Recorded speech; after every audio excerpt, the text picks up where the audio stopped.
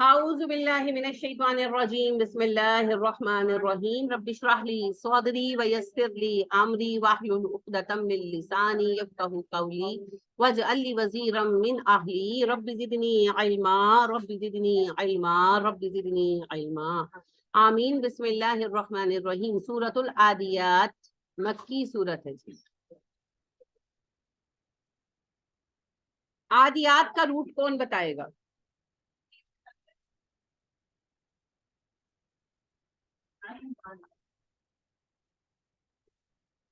اونچی بولے. عین دال.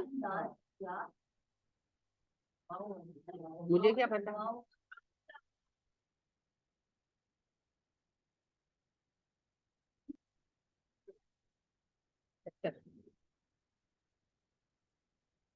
سوچیں جی. ادو تو دشمن ہوتا ہے. چلیں آپ کا ہوم ورک ہے، آپ نے عادیات کا روٹ ورڈ ڈھونڈنا ہے. ٹھیک ہے. عادیات کا اس کی روٹ کیا ہو سکتی ہے؟ سوچے نا. آئندہ وہ تو ادا ہو جائے گی نا. ادا ادا یہ کی گنتی، یہ گنتی نہیں ہے.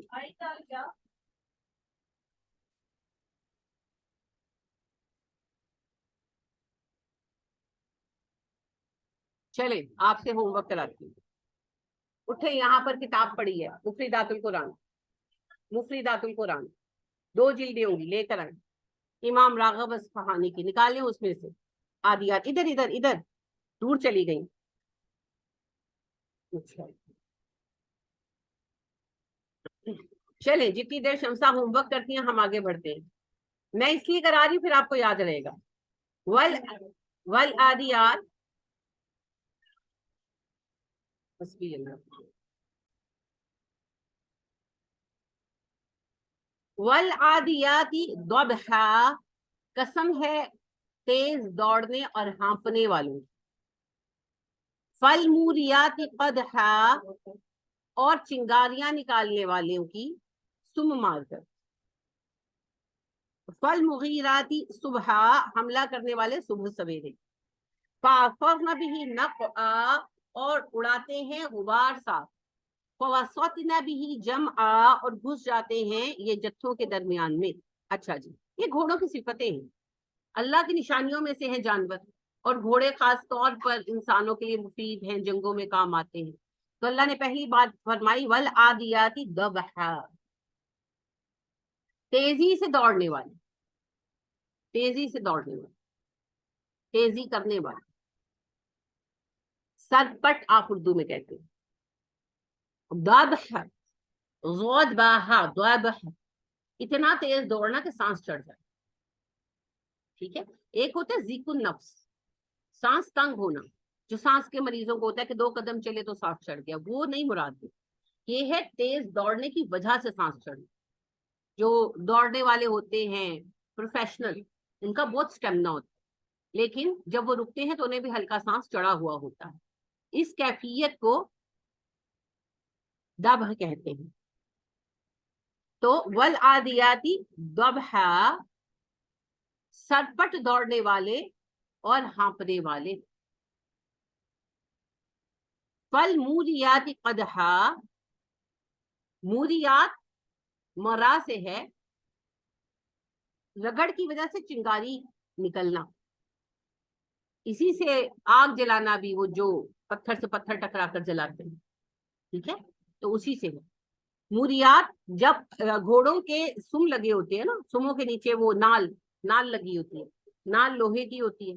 وہ جب پتھر پر لوہا رگڑا جاتا ہے نا تو چنگاریاں نکلتی بہت تیز جب یہ بھاگتے ہیں. اور تیزی کے علاوہ پھر یہ ہوتا ہے کہ دھوپ سے پتھر گرم ہوئے ہوتے ہیں، اور ان کے نال بھی تھوڑی سی گرم ہو ہی جاتی ہے، لوہا جو ہوتا ہے. تو وہ جب پھر لوہا ٹکراتا ہے پتھر کے ساتھ، جیسے آپ گاڑی کو بریک زور سے لگا اسکریچ کرتی نا، گھوڑا بھی اسکریچ کرتا ہے، اس وقت چنگاریاں ہوتی. پر ایسا عام طور پر ظاہر ہے میدان جنگ میں ہو. قدحا قاف ڈالہا قدح، قدح پیر کو زور سے زمین پر مارنا. تو گھوڑے آپ کو پتا نا، جب دوڑتے ہیں تو ان کے سم ٹکرانے کی آواز آتی، کیونکہ وہ لوہے کی نال لگی ہوتی ہے اور زمین پتھریلی ہے، تو پھر وہ گھوڑے کی خاص آواز ہوتی ہے نا، ٹبک ٹبک ٹائپ، وہ نظم بھی ہے نا بچوں کی، لکڑی کی کاٹھی پھر پیچھے ٹبک ٹبک، وہ گھوڑے کے قدموں کی ساؤنڈ کو انہوں نے الیبوریٹ کرنے کی کوشش کی. تو ایک خاص ٹف ٹف کہہ لیں، ٹبک ٹب، مختلف آپ ساؤنڈ کو کیسے ایکسپلین کر سکتے ہیں. تو وہ جو ایک ساؤنڈ ہے وہ پیر مارنے کی دھمک، اٹ از قد.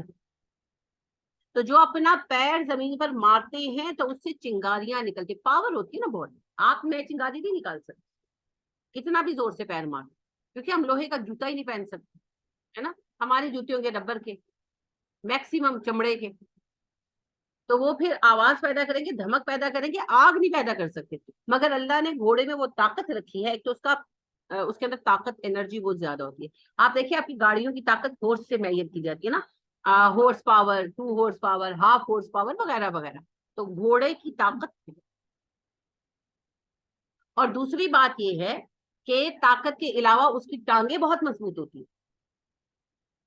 طاقت ہونے میں بھی آپ دیکھیں نا کہاں طاقت ہے، جیسے ایک انسان موٹا ہے، طاقتور ہے، مگر اس نے کبھی اپنے آپ کو، اپنی باڈی کو بلٹ اپ نہیں کیا، تو اس کے اندر طاقت تو بہت ہے، مگر یوز کرتے وقت نہ اس کا بازو چلتا ہے نہ ٹانگ چلتی ہے. اس کے برعکس ایک جو پہلوان ہے جس نے تربیت لی ہوئی ہے، اس کے ہاتھ پیر مضبوط ہوتے ہیں، وہ مار بھی کھا لیتے، باکسرز وغیرہ دیکھیں کتنے باکسز کھا کر وہ سہ جاتے، طاقت ہوتی ہے. تو ان کے اندر طاقت بھی ہوتی ہے، اور طاقت جو ہے ان کی باڈی میں اپنے صحیح مقامات پر ہوتی ہے، کیونکہ ان کو پریکٹس کرائی جاتی ہے. جنگی گھوڑے تو باقاعدہ تربیت دیے گئے ہوتے، باقاعدہ تربیت دیے گئے ہوتے. جیسے فوجی اشارے کرتے ہیں نا، وہ اشاروں کو سمجھتے ہیں، لہٰذا جب چپ رہنا ہے تو وہ آواز بھی نہیں نکالتے، چپ کھڑے رہتے. اور جب حملہ کرنا ہے تو پھر ایسے سرپٹ ہوتے ہیں کہ سوار ان کی لگامیں چھوڑ دیتے. وہ تو لڑ رہے ہیں، ان کے تو ہاتھوں میں تلواریں ہیں، آج کے دور میں گنز ہے، لیکن وہ گھوڑے ان کو پتا ہے کہ میں نے سوار کو کدھر لے کے جانا، اشارے سمجھتے ہیں. اور جانور ہونے کے باوجود اتنے ٹرینڈ ہوتے ہیں کہ جب کھڑے ہوتے ہیں تو نہ یہ کی آوازیں نکالتے ہیں جن کی ساؤنڈ ہوتی ہے، نہ یہ کھانستے ہیں، نہ یہ چھینکتے ہیں، چپ کھڑے رہتے. ٹریننگ ہوتی ہے اتنی شدید. کوئی فلمی گھوڑی تھوڑے ہوتے ہیں، فوجی گھوڑے ہوتے ہیں، ان کی پراپر ٹریننگ ہوتی ہے.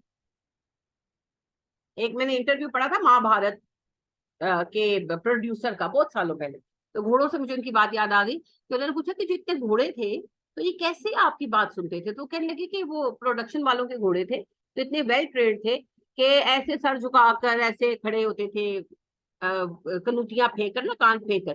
تو جیسے ہی ڈائریکٹر بولتا تھا نا ایکشن، تو سر اٹھا کے وہ تگڑے. تو گھوڑوں کو اتنا ٹرینڈ کیا جاتا، اور یہ گھوڑے میں ہے، گھوڑے میں عقل ہے گھوڑوں کی نا. بالکل. جو پروڈکشن کے گھوڑے ہیں ان کی تو خیر باڈی پہ اتنی توجہ وہ نہیں دیتے، لیکن جو فوجی گھوڑے ہیں ان کو تو پھر باقاعدہ وہ ڈائٹ بھی ویسی دیتے ہیں، اور ان کو جو ہے پھر عادت بھی ڈالتے ہیں، پیاسے رہنے کی بھی عادت، جیسے فوجیوں کو ڈالتے ہیں نا، گھوڑوں کی بھی ٹریننگ ہوتی ہے. پانی بند کر دیا ان کا، وہ ٹریننگ ہوتی ہے، ٹریننگ کے اندر کہ بھئی اتنے گھنٹے پیاسے رہنے کی عادت پڑے، ایسے ہو ویسے ہو. تو پھر یہ گھوڑے وہاں جا کر جنگ کرتے ہیں جہاں پر گاڑیاں نہیں جا سکتی، تو اس سے بڑے پاورفل ہوتے ہیں. تو یہ پھر پوری انرجی کے ساتھ لڑتے ہیں. گھوڑے کا اور سوار کا آپس کا رشتہ ہونا بہت ضروری ہے. گھوڑا سوار کو سمجھتا ہے، سوار گھوڑے کو سمجھتا ہے، اور جس جذبے کے ساتھ سوار لڑتا ہے اسی جذبے سے گھوڑا بھی لڑتا ہے. ورنہ گھوڑا شریف نیچے سے نکل جائے، سوار زمین پہ لڑے گا کیسے؟ لہٰذا فوجی جو ہوتے ہیں نا وہ اپنے گھوڑوں کے ساتھ اٹیچ ہوتے ہیں. اور پہلے تو جب ان کے صحابہ وغیرہ کا دور تھا تو جو سوار ہوتے تھے وہ اپنے گھوڑے لانا پسند کرتے تھے کہ میں اپنا گھوڑا لاؤں گا، میں نے اسے اپنے ساتھ ہی لایا. اب یہ ہے کہ جو رسالے میں رسالہ ہوتا ہے گھڑ سوار دستہ، تو وہ جو دستے ہوتے ہیں ان کے سپاہی جو ہیں وہ اپنے اپنے یعنی ان کے گھوڑے الاٹ کر دیے جاتے ہیں، وہ پھر ان کا خیال رکھتے ہیں، ان کے ساتھ اٹیچ ہوتے ہیں. تو جینوئنلی جتنا جذبہ سوار کے اندر ہوتا ہے اتنا ہی گھوڑے کے اندر بھی ہوتا ہے جنگ لڑنے. اگر ایسا نہ ہو تو گھوڑا تو بھاگ جائے میدان جنگ سے، اور گھوڑا بھاگ گیا تو سوار دن نے جنگ کیا کرنی ہے؟ ہاں جی.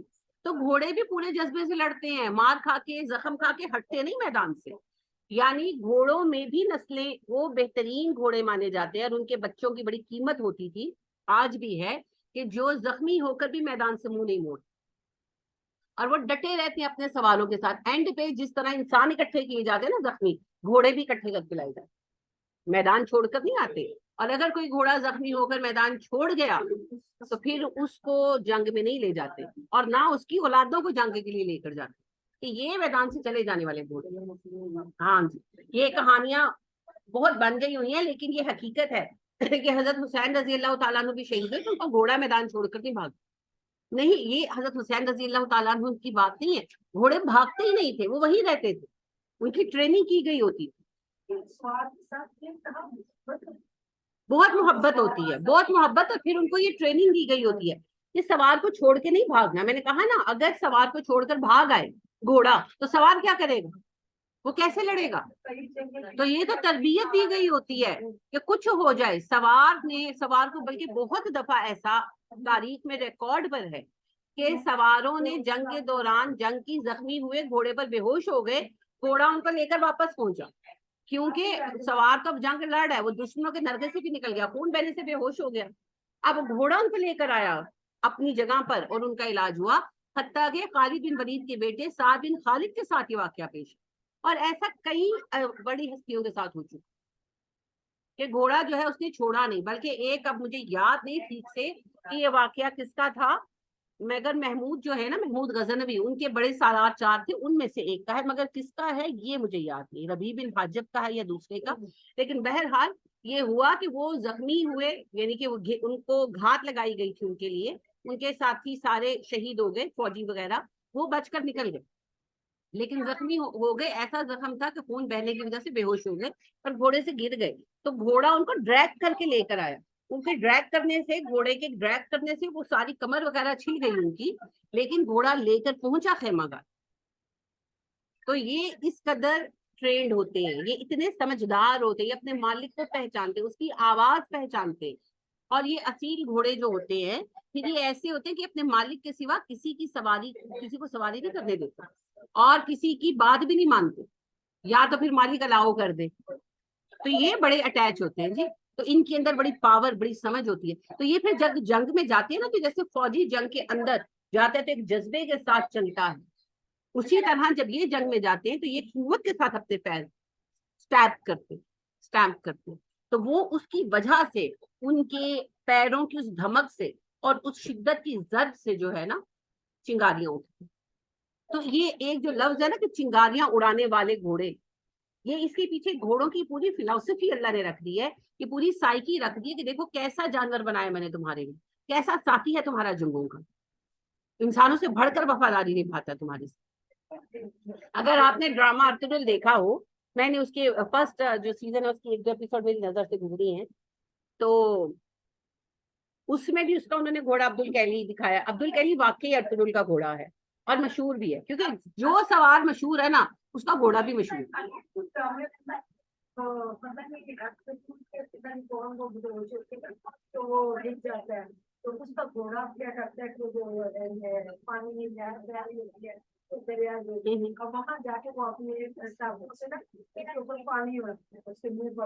क्वाइट पॉसिबल जी, क्वाइट पॉसिबल हो सकता है। एक बात ये मैं आपके इल्म में इजाफे की अर्ज करूं कि अर्तगुल नाम नहीं है, अर्तरुल नाम है, ये आप लोगों ने बिगाड़ दिया है। तरुल कहते हैं शिकारी को तुर्की जुबान में, तरुल, और उस पर जब अर आता है तो मतलब होता है निडर शिकारी। तो उसका नाम अर्तरुल था। लिखने के अंदर जो जी आता है वो जुबानों के फर्क की वजह से आता है, ठीक है, तो वो जी साइलेंट कर दे, आपने नाम का सत्यानाश कर दिया। जी जी, मैं वही आपसे अर्ज कर रही हूँ कि आपने नामों का सत्यानाश कर दिया है। अर्तारुल नाम है, अर्तारुल, तारुल नाम होता है, तारुल असल नाम है तारुल। तारुल का मतलब होता है शिकारी, और साथ अर्ध लगा दे तो निडर शिकारी। अर्ध का मतलब है तो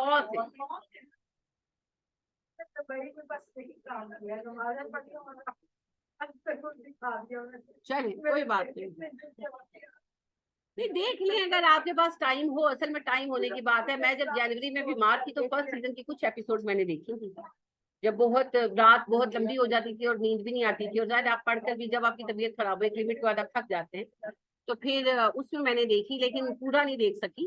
खैर वो बहुत टाइम चाहिए उसके लिए। मैं ये बिल्कुल नहीं आपको सजेस्ट करूंगी कि आप देखें कि आपको सवाब होगा, नहीं, बिल्कुल नहीं होगा। लेकिन ये है कि آج کل جس طرح بچوں میں ہے عادت ہے دیکھنے کی، تو بجائے پھر بیکار چیزوں کو دیکھنے کی بہتر ہے کہ یہ دیکھ لیں، اس میں کم از کم بےہودگی نہیں ہے۔ تو بہرحال یہ جو ہے گھوڑا، میں آپ سے کہنا یہ چاہ رہی تھی کہ اگر آپ تاریخ میں حقیقی تذکرہ پڑھیں، یہ تو ڈرامہ ہے نا، تاریخ میں آپ حقیقی تذکرہ پڑھتے ہیں نا ارطغرل کا، تو ان کا گھوڑا عبد الکیلی جو سفید رنگ کا بھی گھوڑا تھا اتنا ہی مشہور ہے جتنا خود ارطغرل مشہور ہے۔ تو یہ ہر سوار کا گھوڑا ہوتا ہے جی، سب کا ہوتا ہے، اور عربوں نے تو ان کے پراپر نام، نبی صلی اللہ علیہ وسلم کے گھوڑے کا نام تھا، نبی صلی اللہ علیہ وسلم کے خچر کا نام تھا، نبی صلی اللہ علیہ وسلم کی اونٹنی کا نام تھا جو آپ ہی خاص سواری کی تھی، تو عرب رکھتے تھے بچوں کی طرح پیار کرتے، تو کرنا بھی چاہیے۔ تو گھوڑا ایسا سمجھدار ساتھی بنایا ہے اللہ، جب سب ساتھ چھوڑ دیتے ہیں گھوڑا تب بھی ساتھ نہیں چھوڑتا۔ فالمغیرات صبح، صبح سویرے حملہ کرنے والے۔ مغیرہ نام ہوتا ہے، کیا مطلب ہے مغیرہ کا؟ حملہ کرنے، زور سے حملہ کرنے والا، زور سے حملہ کرنے والا، طاقت کے ساتھ حملہ کرنے والا۔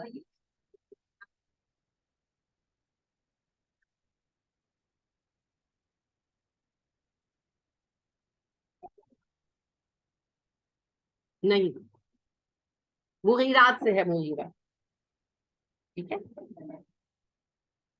یہ جو ہے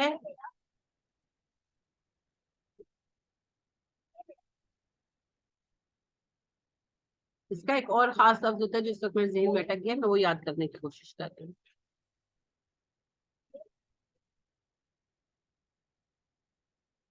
غیرت کا جو لفظ آپ استعمال کرتے ہیں نا، وہ بھی اسی سے آتا ہے۔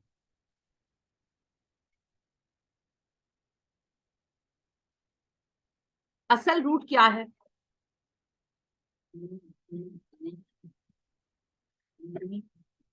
میم اس کی روٹ میں نہیں آئی، غین یارا، غین واورا، غور یا غیر، یہ تھوڑا سا جہاں پر بھی آتے ہیں نا ووولس، وہاں پر بعض اوقات بحث ہے، تو یہ ویسی ہی بحث ہے، کوئی اس میں مسئلہ نہیں ہے۔ غیر بھی اسی سے بنتا ہے، غیور بھی اسی سے بنتا ہے۔ اب یہ غیور، اب دیکھیں نا روٹ ایک ہے، روٹ کے آگے پھر کیا چیز آتی ہے؟ مصدر۔ روٹ ایک ہوتی ہے مصدر، مصدر ضمیر نہیں، روٹ، روٹ کے آگے مصدر آتے ہیں، ایک روٹ سے کئی مصدر چلتے ہیں، بالکل۔ تو یہ مصدر جو ہے یہ غیور کا ہے، ٹھیک ہے، اسی سے پھر مغیرہ ہے، بہت غیرت مند، بہت طاقت سے حملہ کرنے والا، ٹھیک ہے۔ تو یہی صفت پھر گھوڑوں کی بھی ہے، یعنی کہ گھوڑے بھی غیرت مند ہوتے ہیں، ان کو بھی غصہ آتا ہے، یہ اپنے مالک کی طرف کسی کو بڑھنے نہیں دیتے، اور ان کی بھی انا کا مسئلہ ہوتا ہے جیسے انسانوں میں ہوتا ہے، پوری وفاداری نبھاتے ہیں تو پلٹ کر حملہ کرتے ہیں، کسی دشمن کو چھوڑتے نہیں۔ یہ اصل میں مغیرہ کی جمع ہے، مغیرہ تائے تانیس کے ساتھ لکھا جاتا ہے، گول تا کے ساتھ، ہوتا مذکر ہے، نام مذکر ہے نا، بہت سارے ایسے نام ہیں جو ہیں مذکر لیکن لکھے گول تار کے ساتھ جاتے، جیسے ساریہ، کعبہ مونس ہے نہیں لیکن لکھا تھا ہے تانیث کے ساتھ جاتا ہے، تو ایکسیپشن ہے کچھ، تو مغیرہ انہی ایکسیپشن میں سے ہے، ٹھیک ہے۔ اب مغیرہ کی جمع ہے مغیرہ، چونکہ لکھنے میں مغیرہ تائے تانیث کے ساتھ ہے تو جمع بھی تانیث کی صورتوں پر بن رہی۔ صبح، صبح سویرے، صبح سویرے اٹھ کر حملہ کرتے، یعنی کہ گھات لگائی رات میں، صبح صبح اٹیک کیا۔ میں نے کہا نا جتنی محنت اور مشقت ایک فوجی کرتا ہے اتنی ہی مشقت اس کا گھوڑا کرنا ہے، اور وہ ٹرینڈ ہوتے ہیں، پوری رات جاگنا ہے، خاموشی کے ساتھ جانا ہے، آواز نہیں کرنی ہے، وہ سب کچھ گھوڑے کرتے ہیں، دبک کر بیٹھے رہنا ہے، وہ دبک کے بیٹھے رہے، پھر جس وقت حرکت بھی نہیں کرتے، آپ دیکھیں اللہ نے ایسی طاقت اور ذہانت دی ہے گھوڑے، موو بھی نہیں کرتا، پھر جس وقت حکم ہوتا ہے تو جھاڑیوں میں سے ایک دم نکل آتا، بہت بڑی طاقت تھی جی، بہت بڑی طاقت تھی۔ آپ لوگ اگر تاریخ کو دیکھیں تو جس وقت نکلے ہیں آریہ اور انہوں نے دنیا میں انویڈ کیا ہے، تاتاریوں سے پہلی بڑی انویژن جو تھی وہ آریاؤں کی تھی۔ جیسے تاتار کیا تھے، تاتار، تاتار کو جن تھے، تاتار جنگلی لوگ تھے، صحرا میں رہتے تھے، कोई कायदा कानून नहीं था, तादाद बहुत ज्यादा हो गई हुई थी, बहुत बच्चे थे उनके, यानी कि ग्रोह के ग्रोह थे, लहरों की लहरें थी कम वक्तों को, ताकतवर तवाना भी थे, क्योंकि सहराओं में रहते तो मुशक्कत वाली जिंदगी थी, कहाँ शहरी और कहाँ वो जंगली। और उस पर फिर ये कि जालिम थे, जालिम मतलब कि उनका कोई कानून तो था ही नहीं। उन्होंने फिर जब इन्वेड किया है तो पहले हल्ले में वो चीन के पास से निकले, सहराए गोबी से निकले थे ना, उठे हैं और तोड़ा तोड़ बगदाद तक बर्बाद कर दिया उन्होंने, वहां फिर आगे रोका। बड़ा वैसे ही कहा जाता है कि तातारियों का सामना मुसलमान नहीं कर सके, नहीं जी, सिर्फ मुसलमानों ने ही सामना किया इस मुसीबत का, और पूरी दुनिया को इस मुसीबत से निजात दी, किसी के बस की बात नहीं थी। अगर मुसलमान रास्ता ना रोकते तो आज यूरोप आबाद ना हो, ये मुसलमान ही थे। हाँ, ये जरूर है कि बगदाद की सल्तनत उनको रोक नहीं सकी, रीजन एक से ज्यादा थी। एक तो अव्वल तो ये सजा बगदादियों के लिए उस वक्त, बगदाद की गवर्नमेंट के लिए। दूसरी बात यह है कि बगदादियों ने अंडर एस्टिमेट किया, अंडर एस्टिमेट किया। 6वीं सदी हिजरी थी, बगदाद दुनिया की बड़ी पावर थी, second largest power of the world. 2 ताकतें थी उस वक्त दुनिया में बड़ी जी, एक उंदलस था, एक बगदाद। तो उनका बड़ा दिमाग खराब था, जैसे आज बरतानिया और अमेरिका है, तो अमेरिका का दिमाग बड़ा खराब है, बगदाद वालों का भी खराब था। तो उस पर यह है कि उनका है क्या, ये चंद वहशी, जैसे अफगानिस्तान के बारे में सोचा था एक टाइम में, आप लोग खेलेंगे मगर आवाजें नहीं करेंगे बेटी मेरा। जिस तरह अफगानियों के बारे में ये सोच थी रूस की, फिर अमेरिका की, कि ये क्या कर सकते हैं, दे कैन डू नथिंग, ना को चने चिपवा दिए ना उन्होंने। इसी तरह उस वक्त जब ये निकले तो बगदादियों ने नोटिस ही नहीं किया, हालांकि दुनिया का बहुत बड़ा चेंज था, मगर बगदाद की गवर्नमेंट ने कहा कि नहीं जी, कुछ नहीं होगा, असी वेख लवांगे, हम बहुत बड़ी ताकत है। फिर जंग हुई। अच्छा, उन्होंने एवं ही अटैक भी कर दिया था, मुआहिदा हो गया था, ये भी याद रखिएगा, मुआहिदा हो गया था अबुल मंसूर के साथ, कि उस वक्त खलीफा था, मगर फिर इसने मुआहिदे की खिलाफ वर्जी की। फिर हलाकू खान ने, चंगेज खान ने मैसेज भी भेजा कि आपकी तरफ से मुआहिदे की खिलाफ वर्जी हुई है, उनके ताजर शाजर लूटे गए ना, तो उसने बड़ी हिकारत से उसका फाड़ दिया लेटर, और कहा कि इतनी जुर्रत कि तुम हम पे एतराज करो, फलाना ढमकाना। उन्होंने कहा अच्छा ऐसे तो ऐसे, उसने हमला कर दिया। फिर अबुल मंसूर को कालीन में लपेट कर हाथी के पैर से कुचलवाया था हलाकू खान ने। दे वर लाइक दैट, क्योंकि इनको लगता था कि हमारे पास इतनी बड़ी आर्मी है, ये हमारा क्या बिगाड़ सकेंगे। आर्मी तहजीब के असूल देखती रह गई, वो जंगली थे, उन्होंने काट फेंका। उनका तो उसूल था जलाओ गहराओ, वो लड़ने का उनका बेसिक रूट एक ही होता था, इतनी दहशत पैदा कर दो, सब कुछ तबाह कर दो। यानी कि उनका स्लोगन, वो कहते नहीं थे मगर हिस्टोरियंस कहते हैं कि गोया उनका स्लोगन था, जमीन चाहिए फरार दो। कहा उन्होंने कभी नहीं, लेकिन उनके तरीके पर उनका ये रास्ते में शहर आया, आग लगा दी। अब क्या करेगी आर्मी, क्या करेगी, जिंदा जला दिया लोगों को, डोंट केयर, किसी पर कोई रहम नहीं, ये मसला है। अब जब बगदाद तबाह हुआ है और इनकी बगदाद वालों की हमाकत और इनकी शिद्दत को जब देखा है, तो फिर आगे सल्जूक सल्तनत थी और अयूबी सल्तनत, फिर उन्होंने इनका जोर तोड़ा, बेसिकली उन्होंने तोड़ा। मीनवाइल उस्मानी सल्तनत कायम हुई। फिर इनके सही हरीफ बाद में उस्मानी सल्तनत वाले रहे। तो दुनिया को इस मुसीबत से बचाने वाले यही थे। बहरहाल इनसे बहुत पहले, आज से तकरीबन 7,000 साल पहले, 7 से 6 के दरमियान, जो पहला बड़ा इन्वेजन तारीख में रिकॉर्ड है वो आर्याओं का है। आर्या जब निकले हैं, आर्या निकले हैं और हिंदुस्तान से होते हुए रूस और यूरोप सब छा गए। रूसी जो असल नेशन है वो भी आर्याज ही है। तो आप देखें, जर्मन, उनका स्वास्तिका का निशान, उनकी लैंग्वेज सब संस्कृत से ली गई है, क्योंकि वो आर्याज ही थे। यहाँ की जो मकामी आबादी दड़ावट थी वो तौहीद पर, आर्या जो थे ये बुत परस्त थे। अब आर्या जब आए हैं तो उन्होंने यहाँ बुत परस्ती को राइज किया, कास्ट सिस्टम को भी आर्या ने राइज किया। आर्या की फतूहात का सबक क्या था, घोड़े। दुनिया उस वक्त घुड़सवारी से वाकिफ नहीं थी, घोड़े सवारी के लिए नहीं इस्तेमाल होते, गधे होते थे, खच्चर होते थे। इन्होंने सहराओं में घोड़े काबू किए, उनकी सवारी सीखी। अब इससे पहले कि आर्मी उनका मुकाबला करे, वो घोड़े पर हवा की तरह आए, हवा की तरह चले थे उनके लिए। तो कैसे मुकाबला करें, لہٰذا بڑی بڑی مہذب قوموں کی خود بد صغیر اس وقت کی ایک بہت بڑی طاقت، اور یہ وہ ٹائم ہے جب ہڑپا اور موہنجو دڑو جیسے شہر یہاں موجود تھے، یہ بہت عظیم قوت تھا، لیکن یہ آریاؤں کا سامنا نہیں کر سکے just because of the forces. ان کی آرمی، ان کے لوگ جو ہے وہ گھوڑ سوار تھے اور یہ پیدل. تو کہتے تھے ہم اشف کہتے تھے، یہ اشف، یہ سنسکرت لفظ ہے، اشف گھوڑے کو کہتے ہیں. تو وہ کہتے تھے ان کی اشف سوار فوج آتی ہے، گھوڑ سوار فوج آتی ہے، اور وہ گھوڑوں سے ڈر جاتے تھے، گھوڑوں کی آواز سے ڈر جاتے تھے ان کے جانور، کیونکہ دیکھیں نا، ایک طرف گدھا ہے یا خچر ہے، ایک طرف گھوڑا ہے، گھوڑے کی طاقت کے سامنے بیچارہ کھوتا کیا کرے گا، تو وہ ان کی آواز سے ڈر جاتے تھے.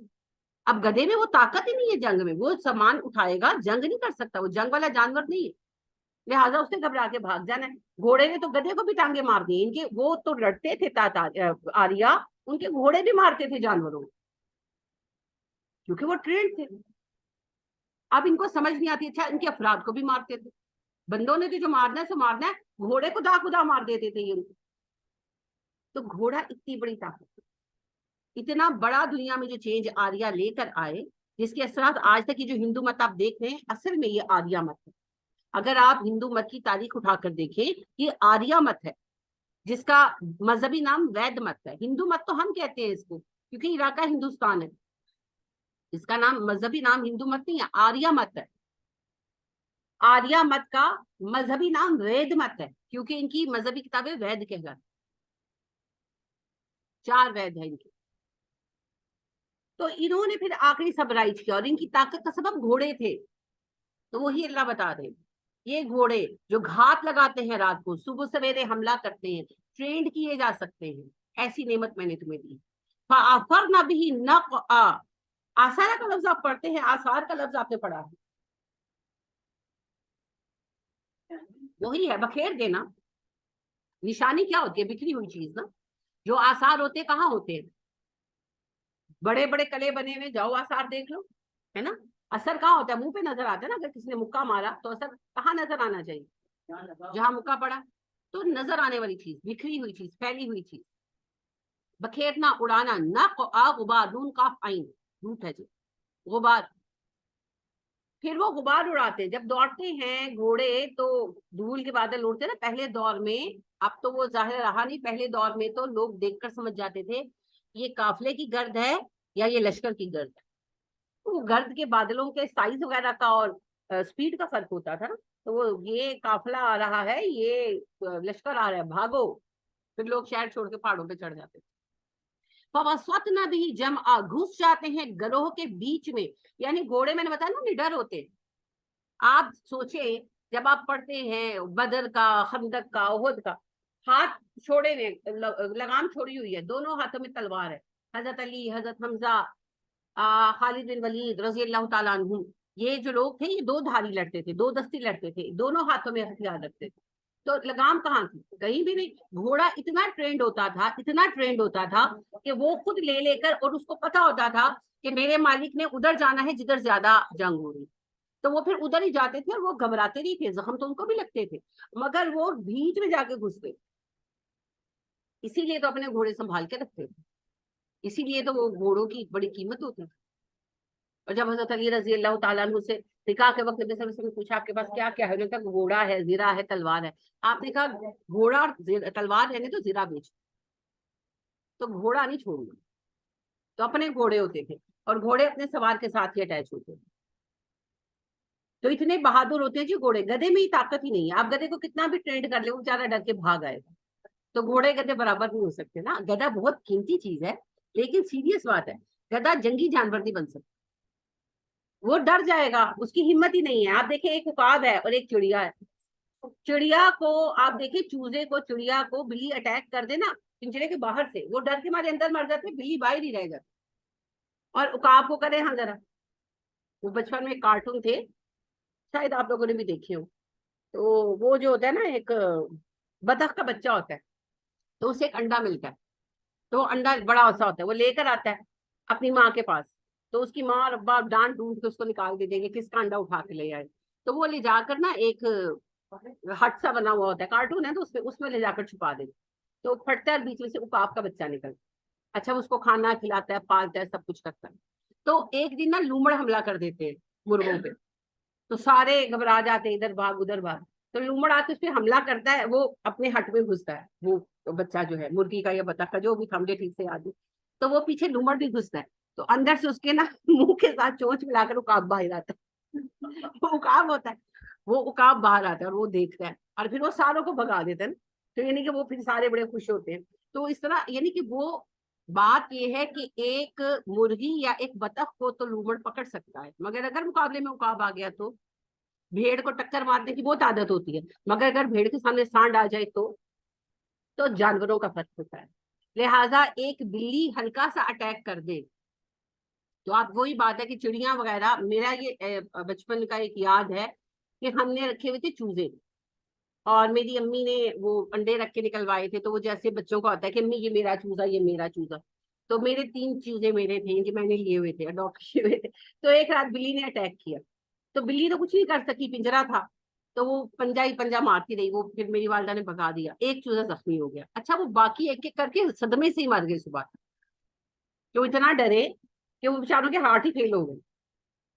تو یہ فرق ہے جی. لیکن عقاب کو کوئی ہاتھ تو لگائے, بلی تو بہت بڑی بات ہے, عقاب پہ تو شیر حملہ نہیں کر سکتا, وہ عقاب ہے. تو یہ فرق, اس کا مطلب یہ نہیں ہے کہ مرغی کا نفع نہیں ہے, انڈا تو مرغی دے گی نا, عقاب تو نہیں دے گا. انڈا لا کر دکھائیے, کھانا تو بات کی بات ہے, پہلے رہ کے نہ کھا. لہٰذا گدھے کے اپنے فائدے ہیں, لیکن گدھا جنگ کا جانور نہیں, جنگ کا جانور گھوڑا ہے, الگ الگ ہمارے لیے بنائے. لہٰذا گھوڑے کی اپنی خوبیاں ہیں. کیا اونٹ جنگ کرتا ہے, اونٹ جنگ کرتا ہے, لیکن اونٹ اتنا ساتھ نہیں لیتا. ایکچولی اونٹ جو ہے نا بہت زیادہ اٹیچ نہیں ہوتا. اونٹ جو ہے نا وہ بہت ہی ریزرو جانور اور بہت غصیل جانور, وہ اپنے مالک سے بھی بہت اٹیچ نہیں ہوتا, ٹرسٹ نہیں کیا جا سکتا اون پر 100%. گھوڑے پہ جو بلائنڈ ٹرسٹ ہو سکتا ہے وہ اونٹ پر نہیں ہو سکتا. تو اونٹ پر جب جنگ کرتے ہیں تو پھر ایک بندہ اونٹ سنبھالتا ہے اور ایک جنگ, لیکن اونٹ میدان جنگ سے اونٹ بھاگتا نہیں ہے, اسے خود غصہ آ جاتا, لیکن پھر جب غصہ آ جاتا پھر وہ اپنی مرضی کرتا. تو اس لیے ایک وحشی سے زیادہ کہنا چاہیے کینا پرور, اس کا غصہ وہ اپنے غصے کو اپنی مرضی کے مطابق ٹیمپر کر سکتا ہے, یہ صلاحیت ہے اس کی. ہاتھی بھی جنگ میں استعمال ہوتا ہے, پر ہاتھی کو بھی ہانکنا پڑتا ہے, ایک بندہ نہیں کر سکتا. ہاتھی پر ایک بندہ پیچھے جنگ کرے گا, دوسروں سے چلائے گا. ہاتھی بھی میدان سے نہیں بھاگتا, پر اس کو غصہ چڑھ جائے, وہ وحشی جانور, وہ غصہ کنٹین نہیں کر سکتا اپنا, وہ تو پھر چڑھ دوڑتا ہے نا. اونٹ ایسا نہیں کرتا, اور اونٹ سے عین ممکن ہے کہ وہ واپس اپنے ہی سوار کو نقصان پہنچے, کیونکہ اس کا ذہنیت الجھی ہوئی ہے, جیسے بعض انسانوں کی ہوتی ہے نا کہ تیری وجہ تو میں تھی آیا.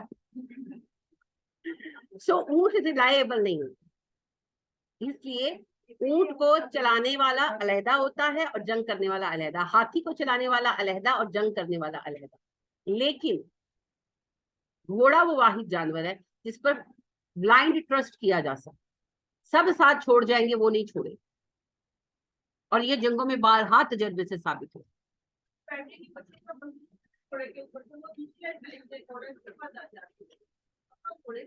بہت زیادہ ہے جی, بہت زیادہ ہے, لیکن وفاداروں کی قدر نہیں ہے نا. جب آپ کسی کو گالی دیتے ہیں تو کہتے ہیں کتا ہے نا, اور جب کسی کی تعریف کرتے ہیں تو کہتے ہیں شیر, حالانکہ شیر اپنی فیملی کے لیے کچھ بھی نہیں کرتا ہے نا, سب کچھ شیر نہیں کرتی ہے. تو پھر ویسے ہی مرد ہے نا, سارے بیٹھے رہتے ہیں, عورتیں لگی ہوئی ہیں, سب شیر بنے ہوئے. اور کتا جو دیکھیے مرتا مر جائے گا, اپنے مالک کا ساتھ نہیں چھوڑے گا, اسے ہم نے گالی بنا دی. افسوس کی بات, گیدڑ فیملی سسٹم پہ چلتا ہے جی. گیدڑ بزدل ہوتا بھی ہے, وہ خود شکار نہیں کرتا, ڈیپینڈنٹ ہے, لیکن وہ جو کچھ بھی کرتا ہے, جو کچھ بھی کماتا ہے, ہر مخلوق کے گڈز اینڈ بیڈز ہیں. تو گیدڑ شکاری بیسیکلی جان, کوئی کمزور شکار مل جائے تو اور بات ہے, پھر اگر یعنی کہ کوئی زخمی پڑا ہوا ہے, شیر ہی زخمی ہو جائے تو سب سے پہلے گیدڑ اٹیک کرے گا, یہ چیز اس میں ہے. موقع پرست ہے, اور سامنے سے حملہ کرنے والی چیز نہیں ہے گیدڑ. तो ज्यादातर ये होता है कि बड़े जानवरों के पीछे रहते हैं, शेर चीता वगैरह। वो जब खाते हैं ना, वो एक दफा में अपना शिकार नहीं खा सकते, जाहिर इतनी भूख नहीं होती उनको, तो वो खाकर अपना बाकी शिकार छुपा जाते हैं। तो ये उनकी ताक में होते हैं, वो छुपाते जाते हैं, सूंघ के निकाल के लेकर भाग जाते हैं, इसलिए ये बदनाम है। लेकिन ऑन द अदर हैंड गीदड़ कभी अकेला खाना नहीं खाता, उसको जो मिलता है वो अपने खानदान के पास लाता है, अपने बीवी बच्चों को सबको खिलाता है। शेर तो हमारे मर्द है ना, वो पता है क्या होता है, वो शेरनी लेकर आती है शिकार पे, पहले शेर नोश करता है, फिर उसके बाद बीवी बच्चों की बीवी बच्चों की बारी आती है। ये सिंध वाले जो हमारे मर्द है ना, खास तौर पर सिंध वाले, ये बिल्कुल यही नस्ल है। नहीं नहीं, ऐसे नहीं है, बहुत अच्छे अच्छे मर्द हैं। हाँ ये है कि हमारा जो काम वाला निचला तबका है, जैसे मैं नजमा को देखती इतने सालों से, वही घर चला रही है और फिर वही सारी बातें भी सुनती है। तो हमारा जो काम वाला तबका है उसमें जरूर हम ये खराबी देखते हैं कि मर्द बैठे हुए हैं, औरतें कमा रही हैं। हमारे तो खुसूसी फजल है अल्लाह का कि हमारे मियाँ कमा कर लाते हैं, फिर हम उनको 10-10 बातें सुनाती हैं ये लेकर आयो। अल्लाह इनको जिंदगी दे, अल्लाह इनको सलामत दे। तो we are blessed, we are blessed. तो बहरहाल जी ये इंसान जो है ना, अच्छा पता है क्या, कुछ जाहरी चीजें होती है। शेर होता बहादुर है, शेर बहुत निकम्मा और निठल्ला है, बैठा रहता है, लेकिन ये बात सच है, वो ऑब्जर्व करता रहता है। जहां शेरनियां फंस जाती है ना, अच्छा 4-5 शेरनियां एक शिकार को घेरती हैं, और शेर ऐसी जगह पर बैठा होता है कि वो सब देख रहा होता है, और जब वो देखता है ना कि अब शेरनियां कुछ नहीं कर सकती, फिर वो आता है, उसका एक पंजा ही काफी होता है।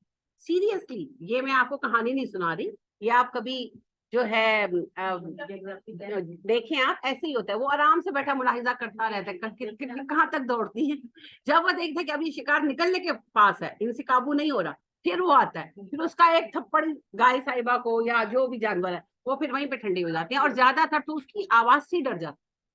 वो जो गरज है ना वो शेर की है, वो शेरनियों की नहीं है। नहीं, और उसकी आवाज, ये जो आप धाड़ मशहूर है ना शेर की, लायंस रोर, ये शेर की होती है, शेरनी की नहीं होती। तो वो जब शेर खाली आवाज ही निकालता है ना खड़े होकर, आधा हौसला तो वहीं पे टूट जाता है।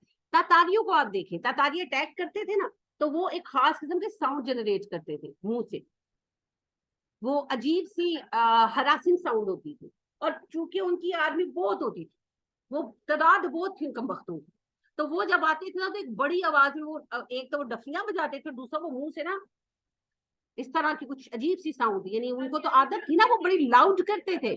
वो जब ये साउंड जनरेट करते थे ना, तो उससे उन्होंने अटैक तो कम वक्तों ने बाद में करना होता था, वो पहले ही हरास पैदा हो जाता था। एक और चीज आपने नोटिस की होगी कि जब मुहर्रम होते हैं तो शिया हजरात जो पीटते हैं, खाली उनके थप्पड़ों की जो आवाज एक खास लेवल के साथ आती है, आपके दिल पर दहशत आनी शुरू हो जाती है। मैंने चीन में चीज एक्सपीरियंस की, उनका जो स्क्वेयर है बड़ा मशहूर, क्या एक तो उनके नाम इतने अजीब होते हैं, शैनमैन कुछ इसी तरह का नाम है, जो उनका कैपिटल का, बीजिंग का मरकजी चौक है ना, वहां पर उन्होंने अपनी हर तरफ, वहां पर बहुत चीजें आप जाए देखें, उन्होंने अपनी कौमी यादगारें बनाई हुई हैं, तो टूरिस्ट पॉइंट है उनका बहुत बड़ा, तो वहां उन्होंने हर तो बड़ी बड़ी एलईडीज लगाई हुई है हर तरफ, और उन पर ना उनकी फौज की वीडियो चलती रहती है हर वक्त, हर वक्त, हर वक्त, एवरी टाइम, और साथ बड़े बड़े स्पीकर्स हैं, तो फौज मार्च कर रही है ना तो उसकी धमक आ रही है। अब वो बड़े बड़े स्पीकर हैं, आप देख रहे हैं एग्जीबिशन और आपका दिल बैठा जा रहा है, क्योंकि वो साउंड पीछे से आपको इफेक्ट करता है। वो हर आए गए को पैगाम देते हैं हम बड़े स्ट्रांग हैं, चाहे होंगे या नहीं होंगे वो बात की बातें, लेकिन वो साउंड आपको इफेक्ट करती है। तो शेर की जो रोर है, लायंस रोर, वह भी मशहूर नहीं है। तो बेसिकली अल्लाह की बनाई हुई फितरत है। ये मजाक की बात होगी कि शेर बेगैरत है, ऐसा नहीं है। शेरनियां जो हैं, मैं वैसे बात कर रही हूँ, नॉट इन स्पेसिफिक वर्ड्स। शेरनियों को वो बैठकर ऑब्जर्व करता रहता है, जब वो देखता है कि अब ये कुछ नहीं कर सकती, फिर वो आकर अटैक करता है। सारी लायन फैमिली का यही है, बिल्ले शिकार नहीं करते, बिल्लियां ही करती, वही फैमिली चलाती है, वही बच्चे पालती है। यही कुछ शेरों में होता है, ठीक है। और शेर हो, चीते हो, बिल्ले हो, ये बच्चे मार देते हैं, इसलिए कि मेल फीमेल को नहीं मारते, मेल को मार देते, क्योंकि मेल बच्चे जब बड़े होते हैं तो वो भी बुड्ढे शेर को बाहर निकाल देते हैं, बुड्ढे बिल्ले को बाहर निकाल देते हैं, लड़ाइयां होती हैं, जो हार गया आउट, रहने नहीं देते।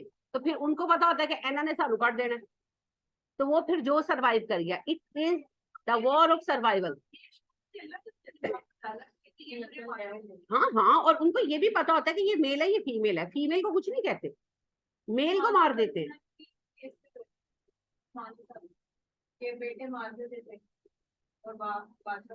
عثمانی سلطنت، وہ ہر سلطنت کا، آپ کو کیا لگتا ہے یہ مغلوں کا ڈاؤن فال کیوں ہوا؟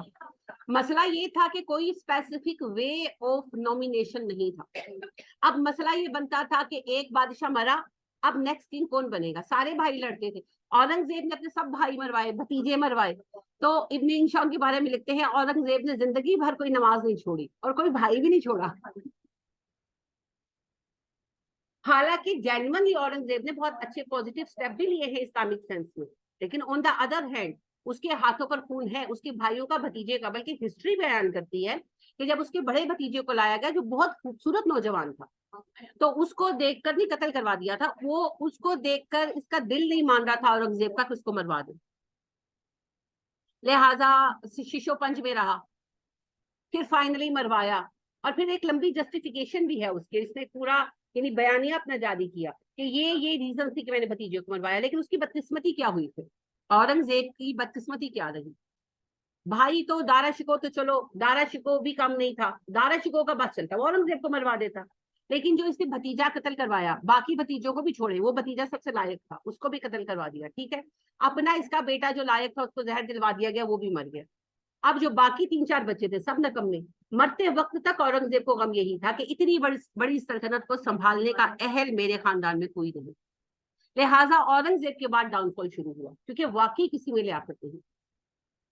اور یہ اتنی مضبوط سلطنت تھی کہ اس کے بعد بھی اس کو ڈوبتے ڈوبتے کتنا زمانہ لگا، 100 سال لگے. اگر کوئی صحیح جانشین ہوتا یا جانشینی کا سسٹم خاندان سے باہر بھی ہوتا کہ جو لایا کہ اس کو بٹھا دیا جائے، تو پھر مغل سلطنت کا سورج اتنی جلدی غروب نہ ہو. تو یہ بدقسمتی تو ہمیشہ رہی، اسی بدقسمتی نے ہر وقت ہمیں نقصان پہنچا، چاہے کوئی مانے چاہے کوئی انکار کرے. ہماری پہلی خانہ جنگی بھی ریاستی کے لیے، یعنی کہ یہ نہیں ہے کہ وہ ریاست لینا چاہتے تھے، لالچی تھے، ایسا نہیں ہے معاذ اللہ. لیکن بات یہ ہے کہ مسئلہ تو یہی تھا نا کہ who will be the best ruler. Reason بے شک مقصد اللہ کا دین قائم کرنا تھا، لالچ نہیں تھی، بالکل نہیں تھی، لیکن وجہ نظر تو بہرحال یہی تھا کہ who will be the next king, who will be the next خلیفہ, who will be the next ruler. کچھ بھی کر لیں. تو یہ ایسے ہی رہا ہے. ابن عباس ابن عباس غلطی سے ابو العباس ابو العباس الصفاح، عباسی سلطنت کا پہلا خلیفہ. اب عباسی اور اموی بھائی بھائی ہیں کہ نہیں ہے؟ جانتے ہیں عباسیوں کو نا، حضرت عباس کی اولاد امویوں کو جانتے ہیں، حضرت عثمان والا سارا خاندان بھائی بھائی ہے نا، چچا تایا کے بیٹے. اب امویوں سے حکومت جب لی ہے عباسیوں نے، چھینی ہے، لمبی سازشیں. پہلا حاکم بنا تھا ابو العباس اور اس کا لقب ہے الصفاح. مطلب بتا سکتے ہیں؟ صفاق نہیں کہا میں نے، الصفاح ہاں کے ساتھ، خون بہانے والا. امویوں کا اس نے عام قتل کیا، بہت قتل عام، یعنی کہ یہ نہیں کہ خود کیا، ظاہر آمنے سامنے تھے جو رولنگ فیملی تھی، کیونکہ ظاہر اموی شروع سے گورنمنٹ میں تھی. جس وقت نبی کریم صلی اللہ علیہ وسلم کے دادا قصی جو تھے پردادا، انہوں نے جب یہ تقسیم کی ہے عہدوں کی، تو بنی ہاشم کے حصے کیا آیا؟ کعبہ کی تولیت. اور بنی امیہ کے حصے کیا آیا؟ حکومت، سفارت. تو وہ تو تب سے گورن کرتے آ رہے تھے. عباسی ظاہرہ بنی ہاشم کا ایک حصہ ہے، ان کے ہاتھ میں تو گورنمنٹ تھی نہیں. پھر عہد صحابہ کے فوراً بعد، یعنی کہ خلفائے راشدین کہنا چاہیے، ان کے فوراً بعد صحابہ کا یہ عہد تھا، امیر معاویہ صحابی ہیں. حکومت کس کی قائم ہوئی؟ امویوں کی. تو نسل در نسل اموی حاکم تھے، تو ان میں حکومت کا شعور بہت تھا. اور ان کے جو مین خاندان تھے بڑے بڑے، انہوں نے مختلف عہدے ٹیک اوور کر لیے تھے اور بہت اچھا نبھا بھی رہے تھے. عباسیوں نے لینی چاہی گورنمنٹ، تو پھر حل کیا تھا؟ جب تک امویوں کی وہ مین سٹریم ختم نہ ہوتی، وہ کیسے گورنمنٹ میں آ سکتی؟ بہت قتل عام ہوئی. تو یہ کہانی آج کی نہیں ہے جی، یہ کہانی ہمیشہ. اور یہ صرف ہمارا نہیں ہوا، یہ ہر قوم کا یہی حال ہے، ہر قوم میں یہ معاملہ رہا، اور بدقسمتی سے ہم میں بھی رہا. لہذا کیا عثمانی بیچارے और क्या मुगल, सबका ये अब्बासियों का ये मामला रहा। अब देखिए हारून रशीद के दोनों बेटे मामून और अमीन, हालांकि दोनों अच्छे नाम रखने वाले, यानी कि मतलब कि लोगों में पसंदीदा रहे हैं, मगर दोनों आमने सामने थे। अमीन की गवर्नमेंट आई, मामून और मामून की वालदा, यानी कि दोनों की वालदा थी, एक ही माँ के बेटे थे, लेकिन वो चाहते थे कि मामून गवर्नमेंट में आए। फिर अमीन के साथ जंग हुई, फिर अमीन मारे गए, फिर मामून गवर्नमेंट में आए। ये कहानियां हैं जी, ये ताजो तख्त की जंग है, इसका यही मामला। अकबर ने दुआएं मांग मांग कर बेटा लिया था जहांगीर, और अकबर ने उम्र लंबी पाई। जहांगीर ने 2 बार बगावत की, चूंकि एक ही बेटा था, अकबर ने मरवाया तो नहीं, लेकिन फिर उसके बेटे दारा शिको को अपने पास रखा ताकि औकात में रह जहांगीर। अल्लाह अल्लाह करके अकबर मरा और जहांगीर को गवर्नमेंट मिली। तो ये ऐसे ही है, बाप के मध्य मुकाबिल बेटा, बेटे के मध्य मुकाबिल बाप। हर हुकूमत की कहानी है, सिर्फ मुसलमानों की कहानी नहीं है। चिंग डायनेस्टी पढ़े, मिंग डायनेस्टी पढ़े, फेरोज की कहानी पढ़े, माया वालों की कहानी पढ़े, तख्तो ताज की कहानियां ऐसी ही हैं। तो बहरहाल जी, मुख्तलिफ जंगें हुई, मुख्तलिफ नतीजे निकले। अल्लाह करीम हम सबको आसानियां दे। आर्याओं की कामयाबी का सबक मैं अर्ज कर रही थी घोड़े, और आर्या अपने साथ ये दीन लेकर आए, ये तहजीब लेकर आए जो आज आप बड़े सगीर में राइज देखते हैं। ये बड़े सगीर के लोकल लोगों का दीन नहीं है, दड़ावड़ों का दीन नहीं है, वो तो हित परस्त। इन्होंने आकर बुत परस्ती की बुनियाद दी, और इन्होंने यहाँ की लोकल रेस को शूदर बना दिया और खुद बन के बैठे ब्राह्मण। ये जो मराठास होते हैं ना, मराठास, ये उच्च कोटि के सही ब्राह्मण होते हैं, यानी कि बड़ी खालिस रेस है। तो ये मराठों के साथ ही एंड पर औरंगजेब की सबसे बड़ी जंग मराठों के साथ हुई। ये जो था ना शिवाजी, 25 साल औरंगजेब दक्कन में रहा है उसका जोर तोड़ने के लिए। फिर वो भी मरा और औरंगजेब भी उधर ही वफात पा गए, लेकिन पूरी तरह मराठों का जोर तोड़ा नहीं जा सकता। तो मुगल हुकूमत के डाउनफॉल में सबसे बड़ा रोल मराठों का है। तो जब मराठा कहते हैं ना आप, तो मराठे से मुराद होता है खालिस ब्राह्मण। ये बड़ी तल्ख हकीकतें हैं। तो अल्लाह फरमाते हैं गवाह है मेरी रहमत पर घोड़ों का वजूद, ये देखो मेरी कितनी बड़ी निशानी है, और मैंने कितना रहम किया कि तुम्हें ऐसे साथी दिए जंगों। इंदल इंसान रब्बिही लकनूद, लेकिन ये सबूत है इस बात का कि इंसान बड़ा नाशुक्र है। काफ नून दाल रूट है चीज की। नेमतें मिलने पर नेमतों को ना मानना, ठीक है, जैसा कि शोहरों के साथ हम बीवियां करती हैं। नबी सल्लल्लाहु अलैहि वसल्लम ने कहा ना, मैं थोड़ी कह रही हूँ, नबी अकरम सल्लल्लाहु अलैहि वसल्लम ने कहा ना जहन्नम में कसरत होगी औरतों की। औरतों ने पूछा अल्लाह के नबी सल्लल्लाहु अलैहि वसल्लम क्यों? आपने कहा 2 वजूहात ज्यादा हैं, एक तुम गीबतें बहुत करते हो, और दूसरा तुम लोग अपने शोहरों की नाशुक्री बहुत करती हो। एक बार वो तुम्हारी बात ना माने तो तुम कहती हो तुमने तो जिंदगी में कुछ किया ही नहीं मेरे। तो बाज तो खैर शोहर जालिम भी होते हैं, लेकिन ज्यादातर खवातीन का रवैया है, मैं ये देखती हूँ अपनी जिंदगी में। तो शोहरों की भी शुक्रगुजारी करें और अल्लाह की भी। हम अल्लाह के लिए भी ना शुक्र हैं। अल्लाह ने अच्छा पैदा किया, सब कुछ है, किसी बात का शुक्र नहीं। एक रंग काला है तो रोते रहते हैं, या एक बाल कम है तो रोते रहते हैं, या हाइट कम है, कोई ऐसा मसला है तो बस रोना धोना पड़ा हुआ है। तो अल्लाह का शुक्र अदा करना चाहिए। लेकिन अल्लाह कहते हैं ऐसी अजीम नेमतों के बाद भी इंसान ना शुक्रा है। घोड़े के आज तो हमारे पास कई कई हॉर्स पावर की गाड़ियां हैं, और एक एक घर में कई कई गाड़ियां हैं, फिर भी रोते क्यों हो? शक्ल ही ऐसी, हमारे पास तो कुछ है ही नहीं, पाकिस्तानी तो कुछ है ही नहीं। तो ये जो आपके घर बने पड़े हैं, ये जो हमारी गाड़ियां हैं, ये जो बैंक बैलेंस है, ये जो जा जाकर शॉपिंग करते हैं, ये अमेरिका से इमदाद आ रही है, पाकिस्तान से मिल रहा है ना जो कुछ मिल रहा है। हम तो कमा कर खा रहे हैं, लूट कर खाने वालों ने भी बड़ा खाया। पाकिस्तान फिर भी सबको फल दिए जा रहा है, दिए जा रहा है, दिए जा रहा है, और हाल बेचारे को उस दरख्त जैसा है जो फल भी देता है और बट्टे भी खाता है। तो हर वक्त हम बातें करते हैं अपने मुल्क को, हर वक्त रोते हैं, और पाकिस्तान का कोई मुस्तकबिल नहीं। तो मैंने कहा, मुझे कह रहे थे साहब, कहते पाकिस्तान का कोई मुस्तकबिल नहीं। मैंने कहा जब तक आप जैसे लोग हैं तब तक तो नहीं है। चले जाओ भाई, छोड़ दो पाकिस्तान को, आबादी भी कम हो जाएगी। चलो, वैसे मैं ये नहीं कहती कि आबादी से मसाइल होते हैं, लेकिन चलो कुछ फायदा हो जाएगा। फिर इतना ही बुरा है तो छोड़ दो ना, हम खुद ही संभाल लेंगे, हमारा है। तो ये भी ना शुक्री है, जिस मुल्क के लिए जाने कुर्बान की, जिस मुल्क के लिए इतनी जिद्दोजहद की, अब कहते हैं उसमें कुछ नहीं है। क्या नहीं है पाकिस्तान में? इतना फ्रूट कहाँ पर है, जाकर ढूंढ कर रहा है, इतना कपड़ा, इतनी कपास, इतने लोग, इतनी जुबानें, इतनी सकाफत, और बदकिस्मती से इतने चोर। चोरों में भी खुद कफील है। और ये चोरी सिर्फ हुक्मरानों तक नहीं है, हम सारे ही चोर हैं। पकड़ लो तो पकड़ लो बस। एक छोटी सी बात है, वो आती है मैं क्या, उसका नाम क्या है, बच्चों की ये जो होती हैं, नहीं ये जो चौक, बंटीज, बंटीज का एक पैक आता है, नाम अब मैं आपको पढ़कर बताऊंगी, मैं भूल गई। 290 का वो पैक आता है एक, ठीक है, MM।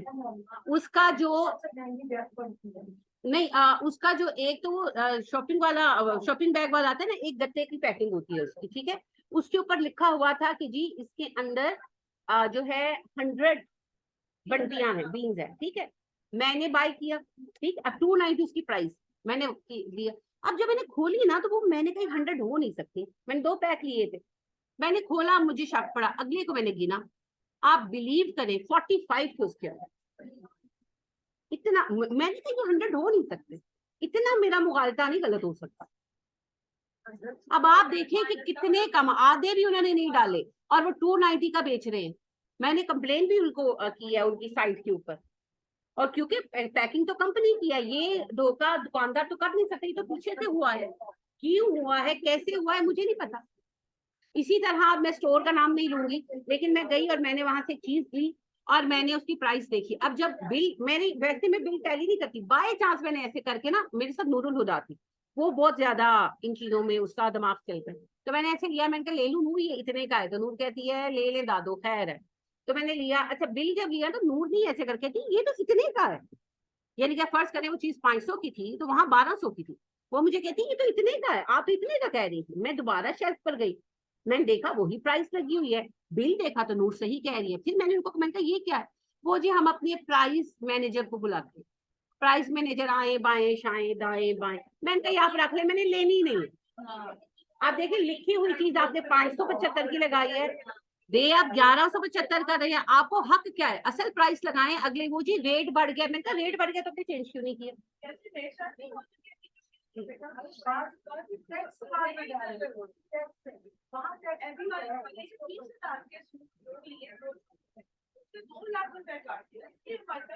मुबारक हो।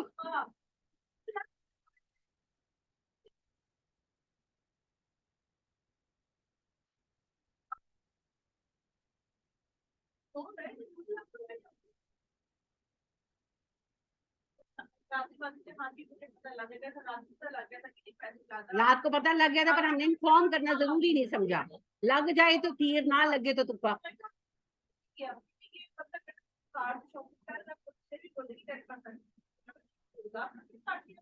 ये छोटी छोटी बातें हैं, मगर आप देखिए ये, मैं आपसे वही कह रही हूँ, देखिए फिर सब लगा दा लगा रहे हैं ना, मौका मिल जाए तो हम चोर हैं, मौका मिल जाने की बात है। इसी तरह मैं गई हूँ और रेगुलर मैं उनसे बाय करती हूँ, तो मैंने उनसे आड़ू लिए, तो मुझे थोड़ी जल्दी थी, मैंने कहा खुद ही डाल दे। अब मैं घर आई हूँ, सारे आड़ू नरम, एक नहीं सारे इतने नरम कि वो, मैंने उसी वक्त ड्राइवर को वापस भेजा। मैंने कहा अव्वल तो वो बात नहीं करेंगे, उनको मैं रेगुलर कस्टमर हूँ, उन्हें कहीं बाजी कहती मैं हुने लेके कहीं यहाँ देख लो, और अगर मैंने कहा बात करें तो फिर मेरी फोन पर बात कराना। खैर सारे बदल दिए। उसके कोई हफ्ते बाद मैं दोबारा जब गई तो मुझे कहते हैं बाजी बड़ी माजरत कर, वो ना लगता है अपने सामान के नीचे रख दी थी। मैंने कहा रहने दे, मैंने सामान के नीचे नहीं रखी। मैंने कहा मैं कोई बच्ची हूँ, बुढ़ी हो गई हूँ, आप मुझे कह रहे हैं, मुझे नहीं पता कि फल को ऊपर रखना है, आपने डाले ही नरम थे। अच्छा बाजी फिर गलती हो गई, मैंने कहा कोई बात नहीं, आपने बदल दिए, बात खत्म, ना बदलते तो फिर होता झगड़ा आपका मेरा। अब ये क्या है, मेरे ईमान का लेवल क्या है, मुझे रब नहीं देख रहा ना, अगला सर पे नहीं खड़ा, मैंने अपना कोई ईमान का लेवल नहीं रखना, तो फिर हुक्मरानों को क्यों कोसते हो, हम सब चोर। जब तक मैं ठीक नहीं होंगी कोई ठीक नहीं होगा। इब्ने इंशा बयान करते हैं कि वो गए जापान, तो सफर में थे, तो खुदकार बसें थी उस वक्त वहां पर, नई नई आई थी, दुनिया की नई चीज थी। तो वो कहते हैं कि वो चढ़े तो इनके सिक्का डाला तो टिकट आ गई। तो वहां का एक बंदा मेरे साथ था, अटेंडेंट, تو کہتی ہیں کہ نا میں نے کہا کہ یہاں کوئی ٹکٹ چیک کر رہی ہے، تو اس نے کہا نہیں خود کار ہے آٹومیٹک ہے. تو کہتے ہیں میں نے اس سے کہا کہ کبھی ایسا نہیں ہوتا کہ لوگ ٹکٹ کے بغیر چڑھ گئے. اس سے کیسے ہو سکتا ہے؟ کہتے ہیں میں چپ کر گیا. تھوڑی دیر مزید گزری، یعنی تھوڑی دیر اس سے سوچا ہوگا نا اس کی بات. اس نے کہا مسٹر انشا آپ کے ملک میں لوگ بغیر ٹکٹ کے بھی سفر کر لیتے ہیں؟ کہتا ہے میں نے کہا کہ ہاں کر لیتے ہیں. کہتے ہیں پھر تھوڑی دیر چپ کر گیا. تھوڑی دیر بعد مجھے کہنے لگا اگر آپ لوگ ایک ٹکٹ چوری کرتے ہیں تو آپ کے حکمران تو لاکھوں چوری کرتے ہوں گے. یہ پیمانہ ہے جی، یہ پیمانہ ہے. آپ دیکھیں نا، آپ ایک پھل نہیں ڈالتے، جو آپ پھل لے دیں، جو پھل دکاندار ڈالتا ہے وہ سڑا ہوا نکلتا ہے. آپ نے اگر کپڑے پہ توجہ نہیں دی 2 انچ کپڑا کم نکل آئے گا. بے شک بعد میں وہ آپ کو بدل دیں، مگر پہلے ہی آپ کا پیمانہ درست کیوں نہیں ہے؟ وہ خراب ہوں گے. بدلنے کی بجائے بعض بات ایسا بھی کہہ رہے ہیں کہ آپ زیادہ لے لیں. اچھا اب یہ دیکھیے کیا ہے، یہ سب نہ شکریہ، یہ سب نہ شکریہ. اللہ سبحانہ و تعالیٰ کی نعمتوں کی شکر گزاری میں سب سے اہم بات کیا ہے؟ نعمتوں کا درست استعمال. تو اللہ نے دکان دی، ساتھ اللہ نے پیمانہ دیا، ناپنا کس نے ہے نا؟ تو یہ سخت نہ شکریہ ہیں، اور اسی وجہ سے ہمارے حالات، ہمارے معاملات خراب ہیں. جب تک ہم نہیں بدلیں گے چیزیں نہیں بدلیں گے. تو اللہ کہتے ہیں کتنی نعمتوں کے بعد بھی انسان نہ شکرا ہی. وَإِنَّهُ عَلَىٰ ذَلِكَ لَشَهِيدٌ، اس پر وہ خود گواہ ہے، یعنی کہ مجھے کوئی گواہی لانے کی ضرورت نہیں. اللہ کہتے ہیں خود اپنا حال دیکھ لو. ہر کوئی رو رہا ہے. مجھے بتائیں آپ ایک بلینئر کے گھر چلے جائیں اور اس سے پوچھے تو وہ کیا کہے گا؟ مہنگائی بڑی ہے، مہنگائی بڑی ہے. جس کی تنخواہ 5 لاکھ آ رہی ہے اس سے بھی پوچھے گزارا نہیں ہو رہا، مہنگائی بڑی ہے. کسی کے منہ سے اپنے کلمہ شکر سنا؟ ایک بندے کو میں نے نہیں دیکھا جو یہ کہے کہ مہنگائی اتنی بڑھ گئی مگر اللہ کا شکر ہے میرے گھر کسی چیز کی کمی نہیں. I am one of them. میں حیران ہوتی ہوں، اپنی میاں کو بھی کہتی ہوں، میں حیران ہوتی ہوں کہ اللہ نے کسی چیز کی کمی نہیں دی. پھل ہم لا رہے ہیں، دودھ ہم لا رہے ہیں، ہر ضرورت کی چیز. کسی ضرورت سے تھوڑے نہیں بیٹھے. جو 2-4 چیزیں کم کی ہیں وہ تعیشات تھی، یعنی کہ وہ ایش کی چاکلیٹیں لے آئے جی، وہ بسکٹ لے آئے جی، پاپڑ لے آئے، وہ ذرا کم کر دی. لیکن اگر بچوں کی فرمائش تو وہ بھی بائی کرتے ہیں، ہم کرتے ہیں کیا نہیں بائی کرتے؟ آرڈر کر کے منگاتے ہیں. ابھی ایک میری عزیزہ ملنے آئی تو وہ ایک ڈرائنگ بک لے کر آئی. اللہ ان کو جزا دے ایک لے آئی تو میرے گھر لڑائی پڑ گئی. تو ریڈنگ سے میں نے پھر 2 اور منگائی. پیسے ہیں تو منگائی ہے نا. یعنی ہم ہر چیز بائی کر رہے ہیں مگر پھر ہمارا کیا حال ہے؟ کچھ نہیں ہے. تو یہ بڑی شدید اللہ کو ناپسندیدہ بات ہے، سخت ناپسندیدہ. ہاں مہنگائی ہے لیکن اللہ نے ہمیں کسی چیز سے محروم نہیں ہونے دی. تو ایک تو حل یہ ہے مہنگائی کم ہو جائے، جو بہت مشکل ہے کیونکہ ہمارے حکمرانوں نے پلان کے تحت معیشت کو خراب کر دیا. ایک دوسرا حل یہ ہے اللہ برکت ڈال دے. تو اس نے برکت ڈالی ہوئی ہے، اس برکت کا تو شکر ادا کرے. اللہ نے اسی کے اندر برکت ڈال دی.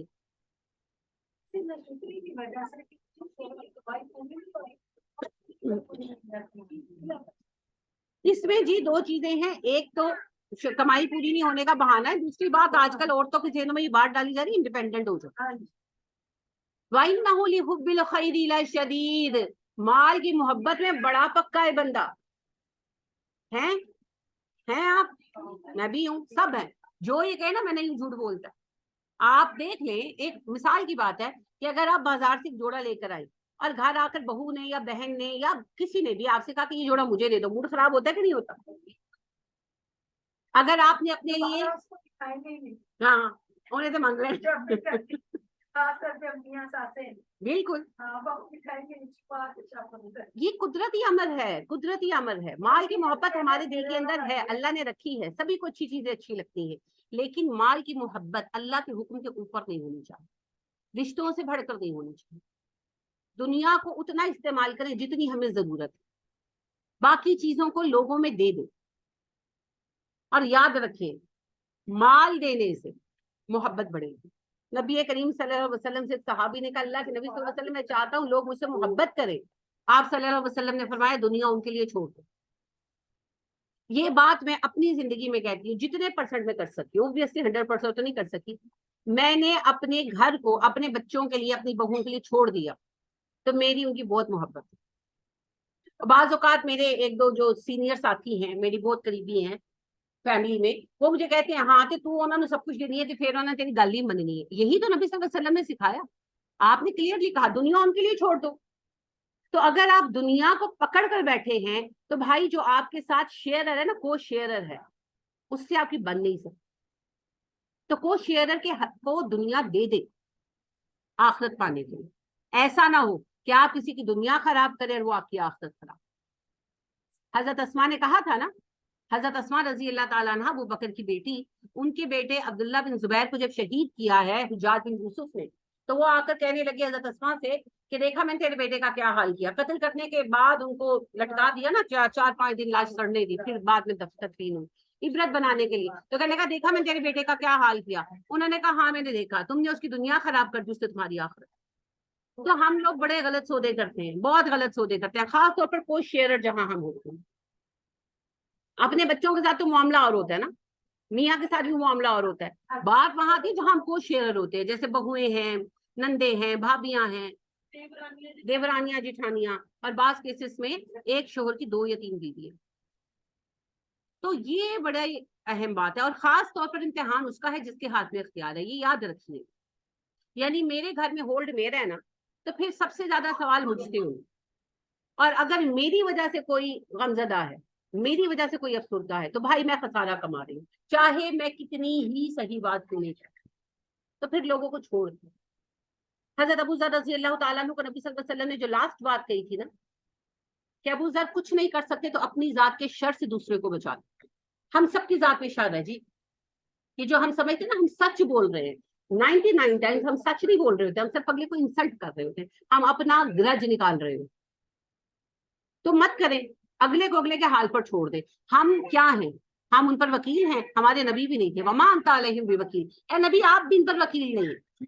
ہم کون ہیں؟ ہم کس کھیت کی مولی ہیں؟ اور اپنا دامن بچا لیں، اپنا دامن بچا لیں، یہ بہت ضروری ہے، خاص طور پر شراکت کے رشتوں میں بہت ضروری ہے. تو دنیا چھوڑ دیں بھائی، دنیا چھوڑ دیں، چھوڑ دیں. دنیا کا غم نہ کیا کریں. جو نقصان ہوتا ہے وہ نصیب میں لکھا ہوتا ہے. نقصان کس کی طرف سے ہوتا ہے؟ اور یہ جو ہمارے ذہنوں میں باتیں آتی ہیں، میری بہو کی وجہ سے یہ نقصان ہوتا ہے، میری جب سے بہو آئی ہے برکت ختم ہو گئی ہے، یا میری بہو یہ فضول خرچی کرتی ہے، یا وہ چیز نہیں کرتی. یہ کیا ہے؟ یہ کافرانہ روش ہے. کفار کہتے تھے نا نبی صلی اللہ علیہ وسلم کو کہ خیر آتی ہے، اللہ نے کہا ہے نبی صلی اللہ علیہ وسلم، خیر آتی ہے تو کہتے ہیں اللہ نے بھیجی، مصیبت آتی ہے کہتے ہیں محمد تیری وجہ سے صلی اللہ علیہ وسلم. ان سے کو اچھا ہو برا ہو اللہ کی طرف سے. ابن عباس کہتے ہیں، بڑا محبوب ہے مجھے ان کا جملہ، سوری ابن عباس نہیں، ابن عمر عبداللہ بن عمر کہتے ہیں ما نصیبک یصیبک ولو تحت الجبلین لا نصیبک لا یصیبک ولو بین الیدین. جو تیرے نصیب میں ہے تجھے پہنچ جائے گا، 2 پہاڑوں کے نیچے بھی ہو. جو تیرے نصیب میں نہیں تجھے نہیں ملے گا، تیرے ہاتھوں میں بھی ہو. تو نبی اکرم صلی اللہ علیہ وسلم اتنی عمدہ بات کہتے ہیں. آپ صلی اللہ علیہ وسلم کی طویل حدیث ہے جو مختصر سنا رہی ہوں کہ ایک بندہ فصل کے بیج ہوتا ہے، فصل اگتی ہے، کٹتی ہے، چھٹتی ہے، گھر آتی ہے، پستی ہے، کھانا بنتا ہے، وہ کھانے لگتا ہے تو کوئی آ جاتا ہے اور اس کا نصیب ہوتا ہے وہ کھا لیتا ہے. تو پہلی بات تو کوئی کہیں بھی آ کر کچھ کھاتا ہے وہ اس کا نصیب ہے، آپ نہیں کھلاتے. اور دوسری بات آگے آتا ہے، آپ کہتے ہیں جو ضائع ہو جاتا ہے وہ کسی کا نصیب کا نہیں ہوتا. تو گھروں میں ہمارے جو نقصانات ہو جاتے ہیں، جو چیزیں ہو جاتی ہیں، مت بلیم کیا کریں، چھوڑ دیں. میری والدہ ایک ان پڑھ خاتون تھی، مگر میں نے ان سے ایک چیز سیکھی، ہم نقصان کرتے تھے وہ ہمیں کچھ نہیں کہتی. ہمیں اپنی والدہ سے سزا ملتی تھی یا مار پڑتی تھی تو 1-2 باتیں تھی، آپس میں جھگڑا کیا، جھوٹ بولا، یا سپارہ نہیں پڑا، یا نماز کی چھٹی ماری، تو پھر ہمیں مارتی بہت کم تھی. 1-8 دفعہ مجھے یاد ہے کوئی تھپڑ پڑا ہو، لیکن سزا مل جاتی تھی، مرغا بناتی تھی. لیکن نقصان پر کبھی کچھ بھی نہیں کہا، کچھ بھی نہیں کہا، سمیٹ کر چیز پھینک دو بس ختم. تو میری خالہ نے ایک مرتبہ اس طرح بھائی کھیل رہا تھا تو شو کیس تھا، اس میں وہ جو پرانے جہیزوں والے سیٹ ہوتے تھے نا، وہ گلاب کے پھول والے بڑے قیمتی والے، وہ تھا، اور آیا بھی سعودیہ سے ہوا تھا. ہاں اب یہ مجھے اتنا یاد نہیں ہے کیونکہ میرے کافی بچپن کی بات ہے، لیکن وہ سب سے قیمتی سیٹ مانے جاتے تھے کہ امی کے جہیز کا پھر بیٹی کے جہیز میں جاتا تھا. تو وہ جو آیا بھی سعودیہ سے ہوا تھا، تو وہ جو ہے نا بھائی نے فٹ بال مارا اور وہ جا کے لگا اور وہ ساری ایسی پلیٹیں گری اور ساری ٹوٹی. تو میری امی نے کچھ بھی نہیں کہا، میری امی نے کہا اچھا پیچھے ہو جاؤ میں صاف کر لیں گے جب. تو میری خالہ کہنے لگی باجی تو کہنا کچھ نہیں. تو امی نے کہا ماروں گی تو پلیٹیں جڑ جائیں گی، کیا ہوگا؟ جتنا نقصان آپ کا چیز پر ہوا اس سے زیادہ نقصان اپنی زبان اور اپنے رویے سے آپ اپنے اعمال کا کر لیتے ہیں. مال کا نقصان تو بھر جائے گا, اعمال کے نقصان کا کیا؟ جو آپ کی چیز ٹوٹی آپ کو اس کا احساس ہوا, جو اگلے کا دل ٹوٹا احساس بھی نہیں ہوتا. جو ہماری چیز بگڑی اس کا آپ کو احساس ہوا, جو نامہ عمل بگڑا اس کا احساس کیوں نہیں ہوا؟ یہ نقصان اللہ نے لکھے ہوتے ہیں, یہ اللہ نے لکھے ہوتے ہیں. ہر چیز کی عمر مقرر ہے, ہاں وہ انسان ہو یا برتن, سب نے اپنے وقت پر ختم ہو جانا ہے.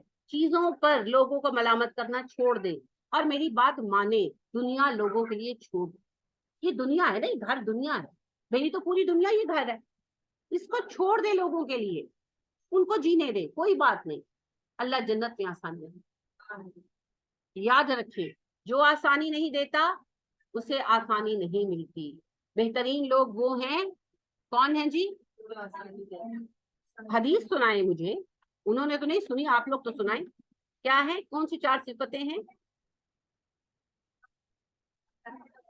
حیّن لین سہل قریب. اتنا وقت نہیں کہ میں آپ کا انتظار کروں, تبھی تو مجھے جو ہے جواب دے دیا کریں. حیّن لین سہل قریب, نرم متواضع آسان بندہ, اور جس کے ساتھ کام کرنا آسان ہو, اپروچیبل. تو کیا آپ ہیں؟ سوچیں, خود سوچیں, اپنے ارد گرد والوں کے رویے اپنے بارے میں دیکھیں, اور یاد رکھیں انہی کی گواہی حقیقی گواہی ہے, اللہ پہ. تو ایسا نہ ہو کہ ہمارا حاکمانہ پن ہمیں مجرم بنا دے. تو مال کی محبت نے تباہ کر دیا نا, ہم سب مال کے پیچھے پڑے ہوئے ہیں. افلا یعلم اذا بعثر ما فی القبور, کیا بھلا وہ نہیں جانتا اس دن کے بارے میں جب وہ قبروں سے نکالا جائے گا. یعنی اللہ کہتے ہیں کہ دنیا میں پڑے ہوئے ہو, بھول گئے کہ ایک دن قبروں سے اٹھائے جاؤ گے, حشر کا دن قائم ہوگا, کھڑے کیے جاؤ گے, سوال کیے جاؤ گے. اس دن تو مال کام نہیں آنا. وحصل ما فی الصدور, اور جو سینوں میں ہے وہ حاصل کر لیا جائے گا. دلوں کے راز اور نیتیں بھی سامنے رکھی جائیں گی نا, لہذا اس دن کا دار و مدار نیتوں پر. نیت صحیح ہے تو کوئی کام غلط بھی ہو گیا تو اللہ اس پہ نفع ڈال دیں, اور اگر نیت خراب ہے تو پھر چاہے بیٹھ کر استغفر اللہ, اگر میں قرآن بھی کسی بری نیت سے پڑھا رہی ہوں اس کا بھی کوئی اجر نہیں. ٹھیک ہے نا. تو وہ جو ایمان کی ہم نے بات کی تھی کہ اگر زبان کے اقرار نہیں ہے تو کفر ہے, دل خالص نہیں تو منافقت, اور اگر عمل نہیں ہے اعضاء کا تو فسق ہے. ٹھیک ہے. اسی طرح اعمال بھی ہیں. اگر اعمال میں رزق حلال نہیں ہے تو ویسے ہی عمل مقبول نہیں. اگر نیت نہیں ہے تو وہ نیک عمل نہیں.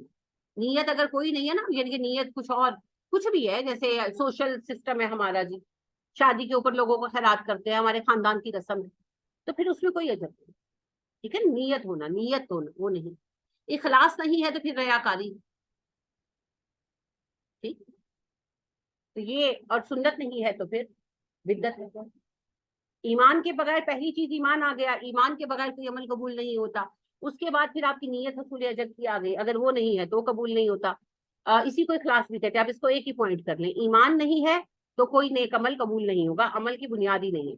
اس کے بعد اخلاص, اخلاص نہیں ہے تو ریاکاری, اور اگر رزق حلال نہیں ہے تو بھی کوئی عمل قبول نہیں, حرام رزق سے اللہ قبول نہیں کرتے.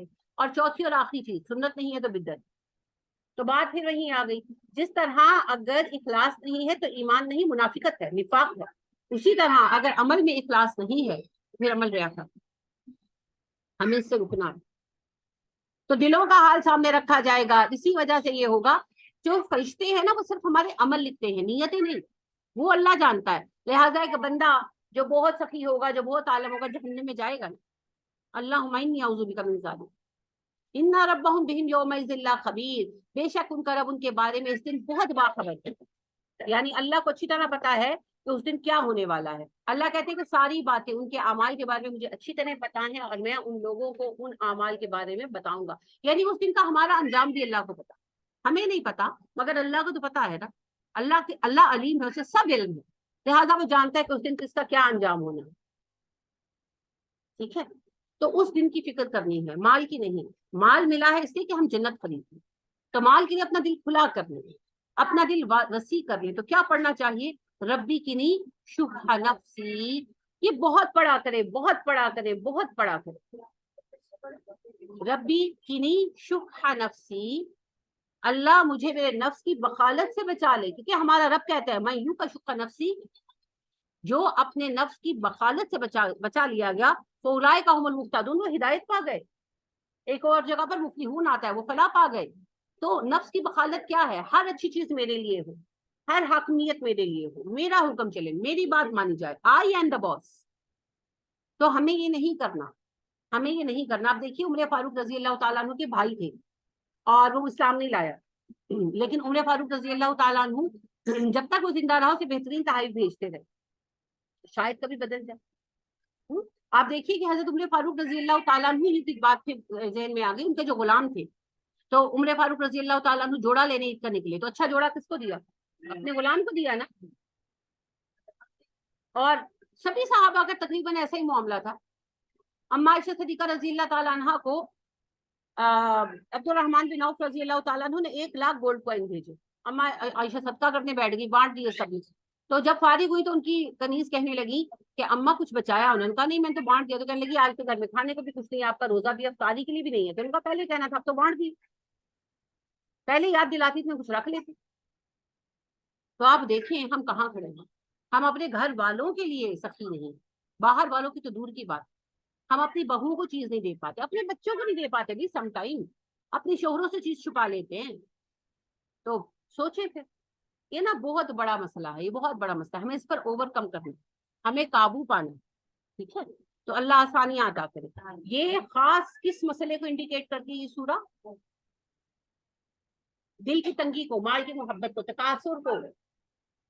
یہ بخالت پر، دل کی تنگی پر خاص جو ہے بیان ہے. تو ہمیں اس سے نجات پانی. ٹھیک ہے. اور نبی کریم صلی اللہ علیہ وسلم سے پوچھا گیا کہ ایک بندہ بہت عبادت گزار ہے مگر بخیل ہے، اور ایک بندہ فرائض ادا کرتا ہے مگر سخی ہے، دونوں میں سے بہتر کون ہے؟ آپ صلی اللہ علیہ وسلم نے فرمایا سخی جو فرائض ادا کرتا ہو، بخیل عابد سے بہت بہتر. اسی طرح مدینے کی دو عورتوں کا بھی پوچھا گیا کہ اللہ کے نبی صلی اللہ علیہ وسلم مدینے میں ایک خاتون ہے فلاں فلاں، نام نہیں لیا گیا حدیث میں، فلاں فلاں. تو وہ خاتون جو ہیں صرف فرائض ادا کرتی ہیں، پیر اور جمعرات کو صدقہ کرتی ہیں، روٹی اور پنیر اللہ کی راہ میں. اور دوسری خاتون بہت عبادت گزار ہے پر بڑی بخیل ہے. بہتر کون ہے؟ آپ نے کہا جو فرائض ادا کرتے ہیں صدقہ. تو آپ ذرا سوچیں. اور دیکھیے سب سے ہمارا اصل چہرہ کہاں پر ہوتا ہے؟ گھر میں. میں آپ کے ساتھ جو ہوں اس میں کچھ آرٹیفیشلٹی ہو سکتی ہے، لیکن میں اپنی میاں اور بچوں کے ساتھ جو ہوں وہ میرا حقیقی رنگ ہے. تو جو میرے گھر کے اندر لوگ ہیں نا، میری بہو، میرے بیٹے، میری پوتیاں، میرے نواسے نواسیاں، میرا داماد، میرا شوہر، یہ میرے گھر کے لوگ ہیں. ان کے ساتھ جو میرا رویہ ہے وہ میرا حقیقی چہرہ ہے. تو مجھے یہ دیکھنا چاہیے کہ میرا حقیقی چہرہ ہے. ذوق کہتے ہیں سن تو صحیح جہاں میں ہے تیرا فسانہ کیا، کہتی ہے تجھ کو خلق خدا غائبانہ کیا. تو لہٰذا اصل بات یہ ہے کہ لوگ مجھے کیا سمجھتے ہیں. یعنی یہ نہیں کہ ہم لوگوں کی باتوں پر اپنے آپ کو ایسٹیمیٹ کریں، لیکن کم از کم ہمیں یہ دیکھنا چاہیے کہ ہمارے گھر والے ہمارے بارے میں کیا رائے رکھتے ہیں نا. تو عمر فاروق رضی اللہ تعالیٰ عنہ نے معزول کر دیا تھا نا اس گورنر کو، جس نے کہا تھا کہ میں تو گھر آتا ہوں تو بچے کھیلنا بند کر دیتے ہیں اور لوگ بات کرنا چھوڑ دیتے ہیں، ہنسنے والا چپ ہو جاتا ہے. عمر فاروق نے کہا اپنے گھر والوں پر رحم نہیں کر سکتے، اہل و عیال پر رحم کیسے کرو گے، امت مسلمہ پر رحم کیسے کرو گے؟ اور معزول کر دیا. تو سب سے اہم گواہی گھر والوں کی ہے جی، سب سے اہم گواہی.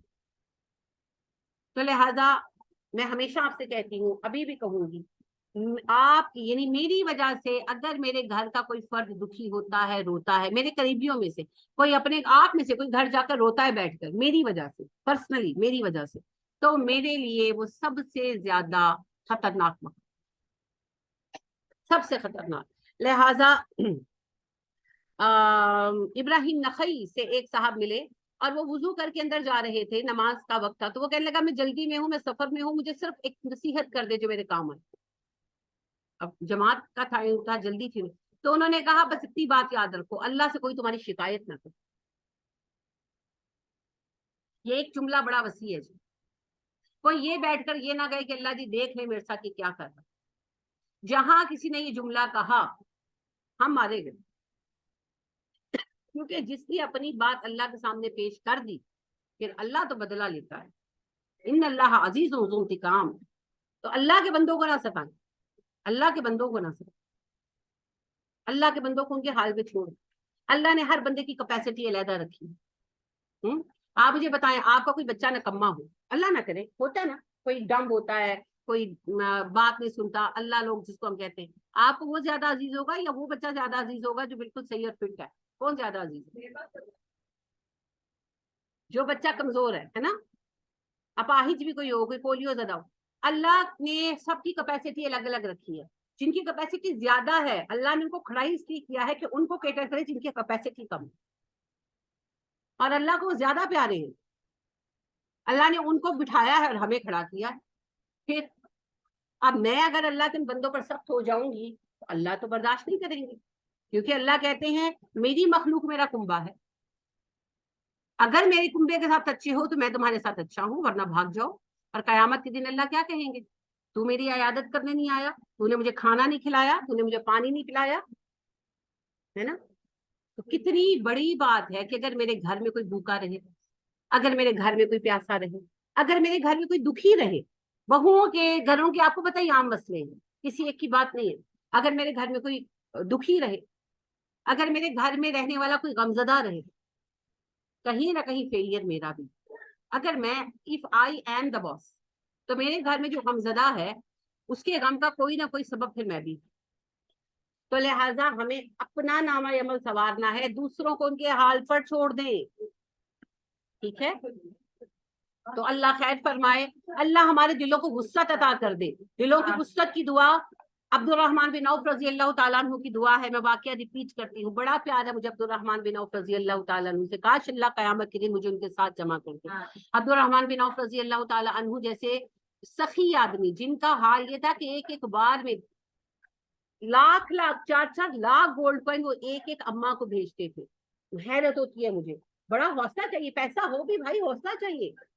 तो इतना इतना भेजने वाले वो शख्स थे, और दुआ क्या थी? रब्बी की नीशुख नफसी। लिहाजा एक ताबई जो हैं वो कहते हैं, मैंने देखा कि तवाफ कर रहे हैं इब्ने औफ, तो मैं उनके पीछे पीछे चला कर मैं देखूं ये क्या दुआ मांगते, तो वो सारे तवाफ में एक ही दुआ मांगते रहे, रब्बी की नीशुख नफसी, रब्बी की नीशुख नफसी। तो कहते हैं बाद में मैंने कहा कि आप अभी भी ये दुआ मांगते इब्ने औफ, आप इतने सखी हैं? तो उन्होंने कहा इसी की वजह से तो अल्लाह से दिल की सखावत नहीं। अल्लाह हमें बेनियाज कर दे, अल्लाह हमें बेनियाज कर दे। अल्लाह गनी है, अपने बंदों के गिना को पसंद करता है। अल्लाह हमें भी दिल का गनी कर, आमीन सुम्मा आमीन। बहुत दुआएं हैं आप सबके लिए जी। मैं चाहती हूँ कि आप सब और मैं, हम सब जन्नत के आला तरीन दर्जों पर फाइज हों, आप सब जन्नतुल फिरदौस में जगह पाएं, आप सबको अल्लाह रब्बे करीम कयामत के दिन मुअज़्ज़ज़ीन में शामिल करे। लेकिन उसके लिए फिर दुनिया में कुछ तो कुर्बान करना पड़ेगा। पैसे नहीं है आपके पास, कुर्बानी के जानवर नहीं है, जिहाद भी नहीं हो रहा, जंग नहीं हो रही जहां चले जाए कि जान कुर्बान कर दे, तो फिर एक चीज कुर्बान कर दे, अपनी फेक अना, अपनी मैं कुर्बान कर दे, स्लॉटर योर मैं। अल्लाह के बंदे बन जाएं, अल्लाह की रजा पे राजी हो जाए, छोड़ दे लोगों को, माफ कर दे लोगों को, माफ कर दे। फाफू वस्फहू हत्ता याती अल्लाह बि अमरी, माफ कर दे लोगों को, अफ़्फ़ से काम ले, बस भूल जाएं सब कुछ, लोगों के मामलात में पड़ना छोड़ दें। आप देखें लड़ाइयों की रीजन है ना, मैंने किचन साफ किया, दूसरे आकर चाय बनाई, स्लैब पर चाय गिरा दी, जितनी देर में मैं उसको 10 बातें सुनाऊंगी उतनी से 1/10वें हिस्से में मैं वो चाय साफ कर लूं। क्या फर्क पड़ता है? अगर किसी ने मेरी चीज तोड़ दी, कोई भी कीमती, मेरा लैपटॉप ही तोड़ दिया, अल्लाह ना करे, लेकिन तोड़ दिया, तो अब जितने बहस इस माल के ऊपर मैं कर कर बातें सुनाकर करूंगी, तो माल का नुकसान तो नसीब में था, अमाल का मैंने खुद कर लिया, तो घाटे का सौदा है। तो घाटे का सौदा ना, वल अस्र इन्नल इंसान लफी खुस्र इल्लल्लज़ीना आमनु व अमिलुस स्वालिहाति व तवासौ बिल हक़्क़ि व तवासौ बिस सब्र। तो हक पर सब्र की तलकीन सबसे पहले किसे करनी है? खुद को, खुद को। वो उर्दू में कहते हैं खुद मियाँ फजीहत, दूसरों को करे नसीहत, वो नहीं बनना।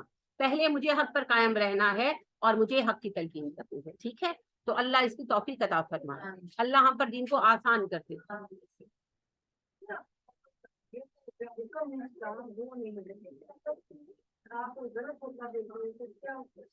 समझाएं, जरूर समझाएं, मैं ये नहीं कह रही कि आप गलत बात को रोके नहीं, या आप गलत को गलत ना कहें, मगर कहने का भी तो तरीका है ना। फर्ज करें, मैं एक मिसाल देती हूँ, बच्ची ने खाना बनाया, अच्छा नहीं बना, ठीक है, آپ کہتے ہیں تیری ماں نے آہی وسب دیتا ہے، اور دوسرا یہ ہے کہ آپ کہتے ہیں بیٹے اگر آپ اس میں یوں کر لو گے تو کھانا اور اچھا ہو جائے گا، فرق ہے نا کہنے میں. تو غلطیوں پر ضرور ٹوکیں، بات ضرور کریں، مگر محبت کے ساتھ. اصلاح کے لیے سب سے زیادہ کیا چیز ضروری ہے؟ نرمی اور محبت. تو محبت اور نرمی کے ساتھ کریں، ڈس ریسپیکٹ نہ کریں. نہیں میں تو مثال دے رہی ہوں نا، دیکھیں بیٹی بیٹے کی بھی عزت ہونی چاہیے. تو میں بہو کی تو ویسے ایک مثال کی بات کر رہی ہوں. نارمل بات ہے کہ آپ نے اپنے ملازم سے بھی بات کرنی ہے تو ڈھنگ سے کریں، ٹھیک ہے نا. تو بات یہ ہے کہ ضرور اصلاح کریں مگر ڈھنگ سے. اچھا کل آپ لوگوں نے 10:30 سال، ٹھیک ہے، کیونکہ یہ ذرا ابھی آئے ہیں نا تو ان کا یو کے سے آئے ہیں تو ان کا ٹائم چینج ہے. تو آج بھی ان کو پھر مجبوراً میں نے پھر کہا میں نے کہا 10 بجے اٹھا دیں گے، تو ان کا ناشتے کا ٹائم تھوڑا سا لیٹ ہو جاتا ہے. کل 10:30 انشاءاللہ کلاس میں، ٹھیک ہے، کیونکہ ماشاء اللہ ان کا اسٹے لمبا ہے تو تھوڑا سا مجھے چیزوں کو سیٹ کرنا پڑے گا انشاءاللہ. میرے میاں کے چچا ہیں، واحد چچا ہیں جو حیات، تو اس سے میرے میاں بہت خوش ہیں ماشاءاللہ، پھولوں نہیں سما رہے الحمدللہ. تو وہ جو ہے ماشاءاللہ ظاہرہ وہ آئے ہیں یو کے سے تو رہیں گے بھی ماشاءاللہ. دیکھیں میں نے ظاہرہ پوچھنا تو نہیں ہے لیکن وہ مجھے کل ہی کہہ رہے تھے کہ تکلف نہ کری میں لمبا رہنا. میں کہ جتنا مرضی ہے وہ چاچا جی اس میں دسن کیوں رہے ہو. ظاہر یہ لوگ آتے ہیں 1.5-2 مہینے کا پلان تو کر کے آتے ہیں، تو ہوپ فلی یہ عید وغیرہ کر کے جائیں گے انشاءاللہ، اللہ بد کر دے. تو وہ یہ ہے کہ پھر تھوڑا سا ٹائم مجھے سیٹ کرنا پڑے گا. کل 10:30 انشاءاللہ. جی جی جی کل کلاس 10:30 ہوگی تاکہ نا آپ لوگوں کو غیر ضروری ڈیلے کا سامنا نہ کرنا پڑے. نہیں نہیں آپ غیر ضروری باتیں کریں لیکن آپ لوگ جو ہے نا آپ لوگوں کو